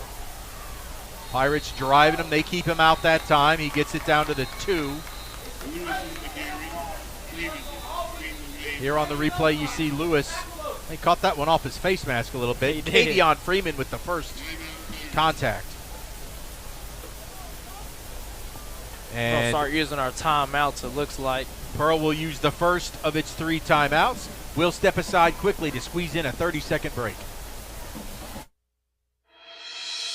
When you're ready to make a move in Pirate Country, contact Penny Pitts with Havard Real Estate Group in Pearl. Penny is a multi-million-dollar producer and loves to help her clients find the home of their dreams. If you are a first-time home buyer or ready to upsize or downsize, she is the agent for you. Penny is a Pearl High School graduate and an avid supporter of Pirate athletics. Make your move with the home team. That's Penny Pitts, Havard Real Estate Group. When you step into Rogers Dabbs Chevrolet, it's time to buckle up because you're in the driver's seat. Voted as Brandon's favorite dealership, we've worked hard to earn your trust. Whether you're buying or selling a car, you call the shots. We put your needs first and always work hard to make sure you're satisfied. With our expansive inventory and financing options, you can drive off the lot today. Come on down to Rogers Dab Chevrolet. It's easier here.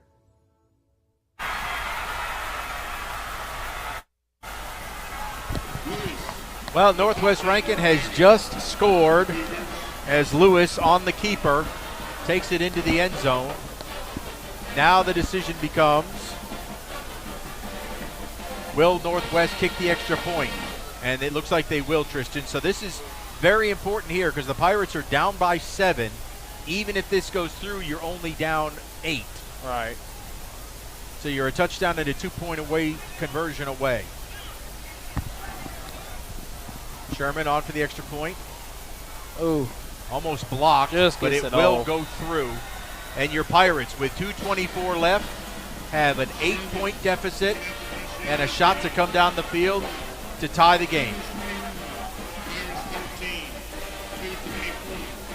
Now I think is where we're going to see Jack, see how good he is right here in this 2-minute situation. Got to get the ball off quick, and the O-line's got to move with some tempo and get back up on the ball every play right here. Well, you know, you have to tip your cap to Northwest Rankin, but I will say this.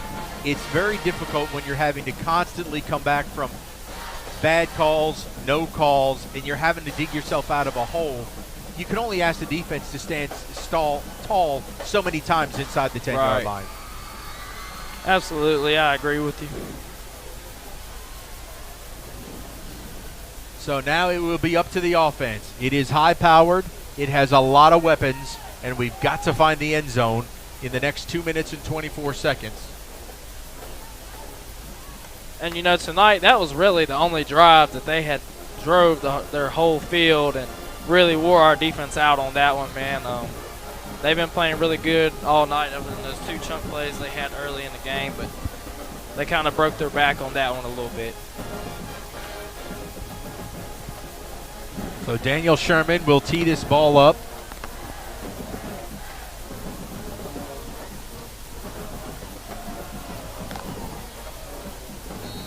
Pirates looking for good field position here any way that they can. Sherman is set up for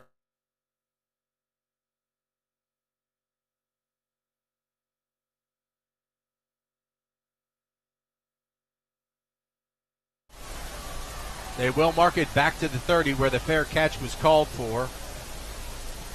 Yep. No, it was fair caught at the 31. So it was marked back a yard. So it was marked back a yard. So now it's 70 yards away. Well, now they're moving it. Now they're moving it back to the. No. I think there's some confusion going on. Well, how in the world is the ball at the 27-yard line, 28-yard line? He fair caught it at the 30. All right. Here comes Jack. First throw. He's got Kinji. His knee was down on that when he caught it. All right. Okay, we got to get this tempo up a little bit. It'll be out to the 37-yard line. Now you see the line jogging up a little bit. You got to keep that going. They got to go quick.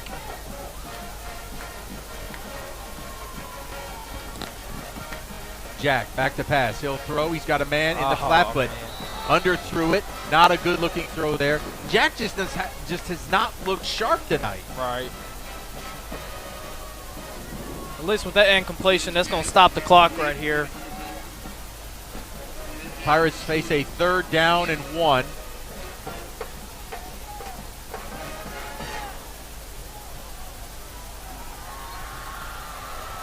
I think they'll just try and pick up the first down right here with TJ. They give it to Shoto. Or is that Ben? Oh, no, that's Shoto. He's still bouncing it. Way to fight for that first down. And he is, because he was initially pushed back. Clock will stop as they move the chains. Renaissance Bank first down out to the 42, 41-yard line. But we have an injured Cougar on the field.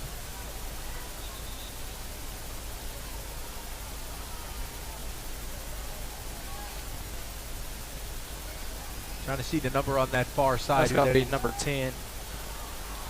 So Elijah Whiting will go off the field. One of their defensive backs.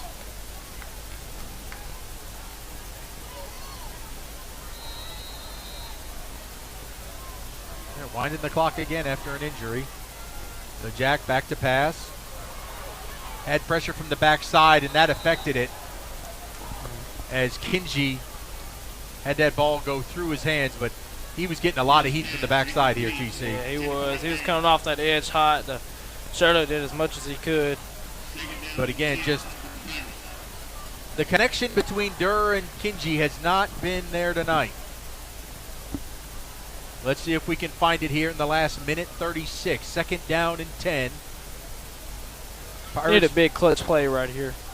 Pirates from their own 41.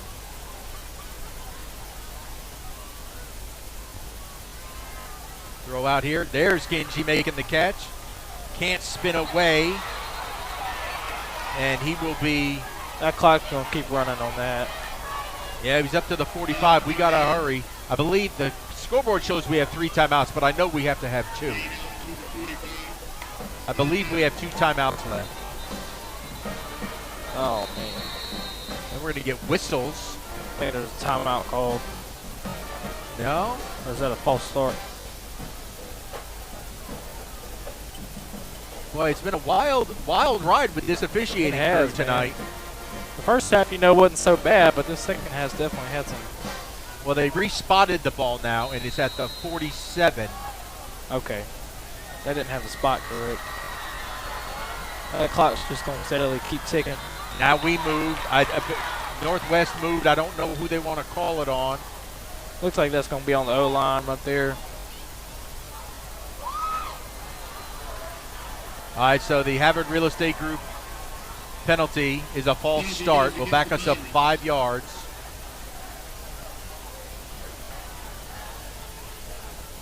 Back to the 42-yard line. So it's 3rd down and 9, 102 and counting. Well, a lot of time running off the clock.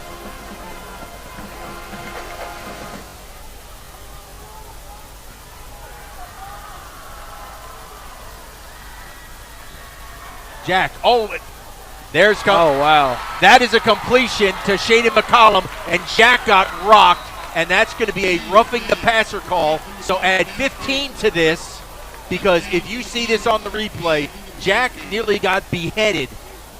He did. He took a good shot, but way to stay in there and deliver that pass right there. I mean, if they had targeting in high school, that would be it. That was crown of the helmet right up under Jack's chin. Very fortunate that Jack is able to stay in the game. That was a vicious, vicious hit. So now they'll mark off the penalty yardage. And with 43 seconds to go, that ball will be placed at the 20-yard line. 21-yard line. So 21 yards away in 43 seconds. Got to score and get a 2-point conversion. Boy, that was a nasty hit. It was. Great poise by Jack right there to stay in there and deliver that big throw. Unbelievable. And a great catch by Shaden McCollum down the field.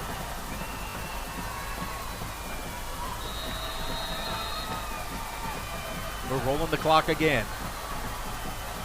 Jack, back to pass, looking, pump fakes. Gets the ball knocked out of his hands, and Northwest has it.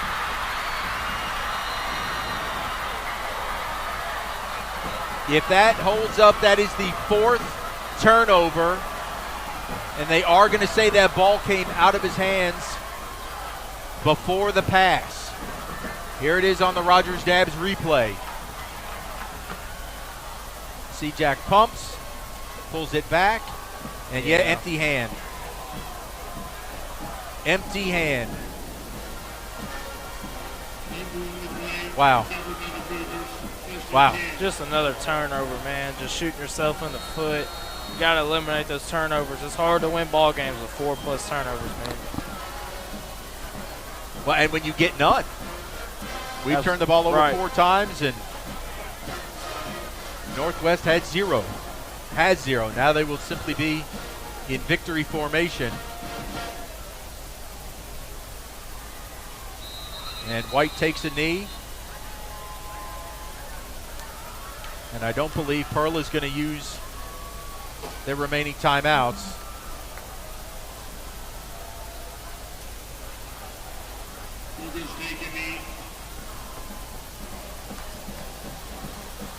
And they will not. The scoreboard clicks down to 0. And the Northwest Rankin Cougars have come in here and shocked the Pirates in the region opener, 21-13. TC, that was just odd. It was, man. You hate to see it. We had multiple drives where we were pounding down the field, man, and then we would just get a sack or a turnover or end in a field goal. You just hate to see it. One of the things I took away is, man, they really just got to focus on finishing when they get down to that red zone and finishing out their drives. They started off so good, man, and then just couldn't capitalize whenever they got to the moment. Well, we'll step aside, take a break. We'll go into the PNB Sports postgame show as we will hear from head coach Justin Hunter as we try to digest what has occurred here tonight. Your Pirates fall 21-13.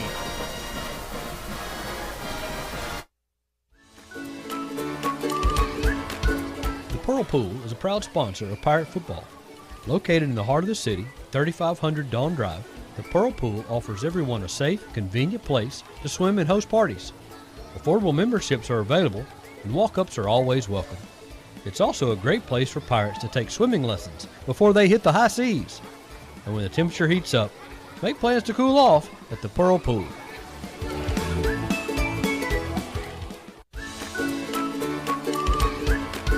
The Pearl Pool is a proud sponsor of Pirate football. So when are you going to give me back for the pizza? Oh, personal foul. Let's give him a Renaissance replay. Make a successful handoff when you transfer funds to friends and family with Zelle and the Renaissance mobile app. When Pirates need a feast, they sail to Mugshots Grill & Bar. Voted best burger in Mississippi for 13 years in a row, Mugshots proudly serves fresh, never frozen certified Angus beef. X marks the spot at 2 locations on the map, in Pearl and Riverwind Drive in the movie theater parking lot, and in Flowood on the corner of Airport Road and Lakeland Drive. You can dine in, take out, or order online and pick up curbside. Check out mugshotsgrillandbar.com. Public service has always had a very special place in my heart, and to be able to do it and be a first responder as a reserve, when you're not getting paid, that's just one of the most selfless acts you can do. I think we all have a responsibility to our towns and our communities. Well, for me, it's simple. I mean, when you say local, that's what's most important to me. Our citizens inside this county, we all care for each other, and we do everything we can to help everybody out. I am Shane Fletcher with Farm Bureau, and we are the home team.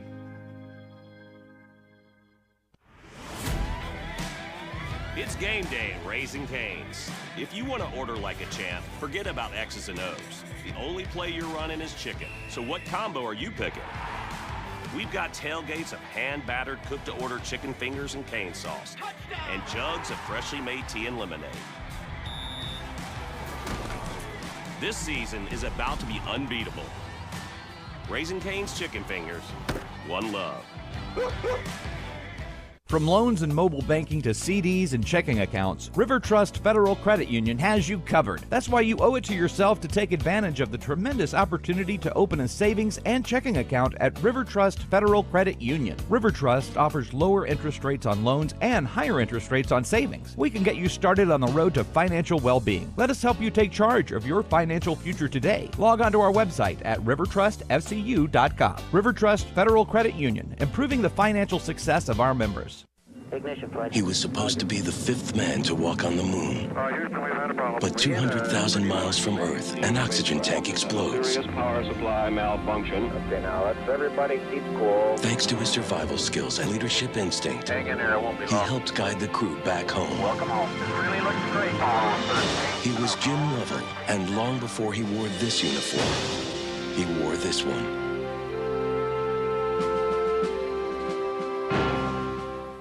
Jim Lovell, Mike Rowe, and Bill Gates. Just a few names known for success.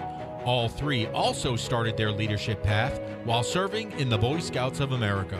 Everything they learned while part of a troop can prepare you for a successful future as well, whether it's survival skills, self-discipline, or just how to have fun. If you'd like to be a part of the next generation of Scouts, Pearl has a local troop, 575, and for more information, you can call Cale Gamble at 601-594-7020 or email him at calegamble@yahoo.com. The Boy Scouts of Gunner still addressing the field, the team on the field, as they try and, just make sense out of this one. It's pretty easy to figure out. They were even on the stat sheet tonight. Total yards, our statistician Cole Patrick. Cole, where did I miss this? Did I miss this up for the total yardage? All right, total yardage tonight. Pearl had 286 and Northwest 233. Jack Durr had 182. No, where is he back down here? Oh, Jack Durr 152 yards passing, no touchdowns. Wes White 182 yards passing and 1 touchdown. We went over the century mark, did Antoine Shoto rushing the football. 15 carries for 115 yards, averaging almost 8 yards a carry, but the 4 turnovers decided this game. 3 fumbles and an interception is absolutely the difference maker in this one, as the Pirates lose it by 8 by your final score of 21-13. Tristan Carpenter has made his way down to the field, and he's going to get a word with Coach Hunter, Greg? and he is ready with Coach. All right. Coach, man, you hate to see a loss like that. Man, y'all really had some really good drives during the game. Y'all were able to get down the field, especially in that second half, being able to come out and run the ball. Y'all are very physical. I love seeing that. Just shot yourselves in the foot a little bit. What was your key takeaways on that? Yeah, no, thing we hadn't done, we did a lot of tonight, and that's turned the ball over. Had some huge penalties and some huge moments that went against us, but at the end of the day, offensively, you can't win if you turn the ball over, and we did that. And defensively, we hang our hats on tackling. Didn't think we did that real well tonight on defense. So 2 things that felt like we did really well the past 5 weeks. We don't feel like we did very well tonight. Absolutely. And moving forward, I know whenever I was with you, there's a 24-hour rule of a win or a loss. You can't hang your head forever. You got to eventually move on. What's your motivation to these guys moving on to next week? Yeah, just hey, this happened. We're 5-1. We're a good football team. We lost a game. I want them to be upset. That means it means something to them. But what do we do now? That's the message. What happens now? Do we drop our heads and go to tanking, or do we stick together and find a way to win a tough region game next week on the road against Petal? Absolutely. And one more thing, Coach, y'all had some guys step up at the end. Look like your quarterback, a sophomore, stepping up. How important is that for you? What does that say about this team as your sophomore quarterback stepping up and talking to the guys at the end? Yeah, Jack's our guy, man. I love Jack to death. He's a great kid. He's a great football player. He knows he didn't play his best tonight, but that ain't on him. It's never going to be on him. He played his heart out like he always does.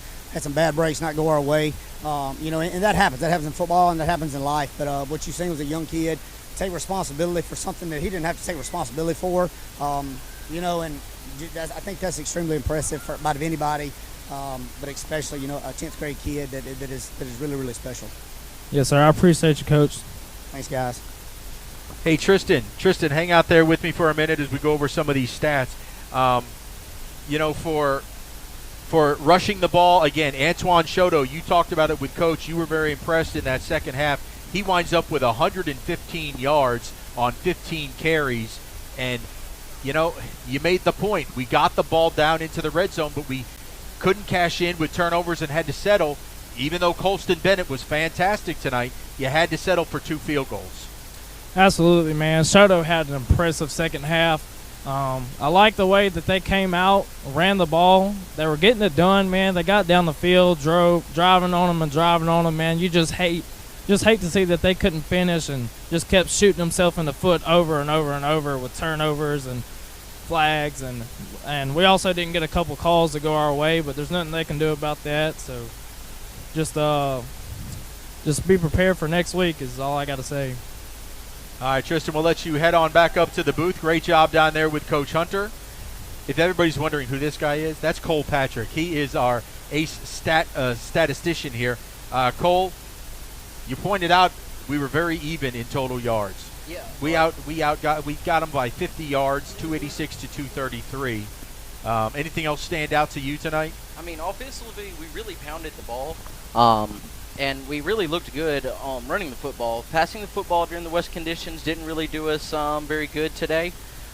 We had 3 fumbles with the wet ball and 1 interception. It was just a bad ball thrown in the end by Jack. It was just overthrown too far. It was in the wide open 5. He came out and took it out, which was actually a huge break for us instead of him falling down and getting the touchback because they only got it to the 15. I think we ended up making them punt. But honestly, the biggest thing coming out of this game, Antoine Shoto, that is when you are in the dumps, that's your go-to guy. If you need a couple yards, that is your go-to guy. He's going to get the football and he's going to make a play. So looking forward, I definitely think they need to shift to Shoto some more. Let him pound the rock. Until they can't stop it, pound the rock. Let Jack get back in his head, get the passing going, and then stepping forward, that play action will open up and look really good for the Pirates. And did a really good job against their running back, Dylan Lewis, very talented. Come on in here, Tristan. Why don't you have those back to Tristan because I got a really important question for him. We did a great job on that running back for them. Number 2, Dylan Lewis, only had 42 yards rushing tonight and really did an excellent job on their – I don't think Deshaun Dillon had any catches. I didn't, man. He was one of the key factors coming into the game, 6'3", freshman. Our DBs did a really good job of containing him all night. They just found other ways to make plays tonight. Well, Tristan, the one question I had for you, and I think the folks at home are interested in this, you're only 2 years removed from being on that field. You lose tonight your region opener to Northwest Rankin at home. How as a team did they bounce back from this? Man, I hate to say it, but sometimes the loss can be a good thing. It's all about what you're going to do when you face adversity. And tonight they definitely had some moments where they face adversity, and moving on from here, it's just how you respond, how you carry yourself. It starts with practice Monday and preparing for the next game. Well, 5-0 they started off. I mean, again, you say sometimes the loss is good for your mentality, but it really does with a shrunken region now. You've only got 4 region games left, and you've got to finish in the top 4 to be able to get into the playoffs. Absolutely, man. Hopefully this will light a fire under them, as I would say. Like to see them come out, protect the ball more. Maybe they'll practice on some turnover drills on defense. Our defense needs to create a little bit more turnovers as well, and play a little bit more balanced next game. We could run the ball really good the second half, but we really couldn't get anything through the air tonight. That's unlike us, so just a few key points to take away from tonight. Well, I hope you enjoyed yourself. Yes, sir, man. I'm glad that y'all brought me on, man. I'm blessed to be here. It was good to have Tristan Carpenter. You'll see him back here throughout the season sporadically in some different roles. He's also a Pearl firefighter, so we have to kind of work around that schedule. That's right. That was kind of more important, Yes, sir. The whole thing about saving lives. Very, very important. Absolutely. Well, Tristan, it was great having you. Yes, sir. Enjoyed it very much. Cole Patrick, awesome job on the stats. Hey, for all of our crew out there that brought you the great video tonight, everybody down in the trailer are guys that braved the elements in the rain outside tonight to bring you guys this football game. Unfortunately, we fell on the wrong side of it tonight, but next week we will be at Petal. For Tristan Carpenter, Cole Patrick, I'm Greg Flynn. Remember, folks, no matter what, every day is a great day to be a Pirate.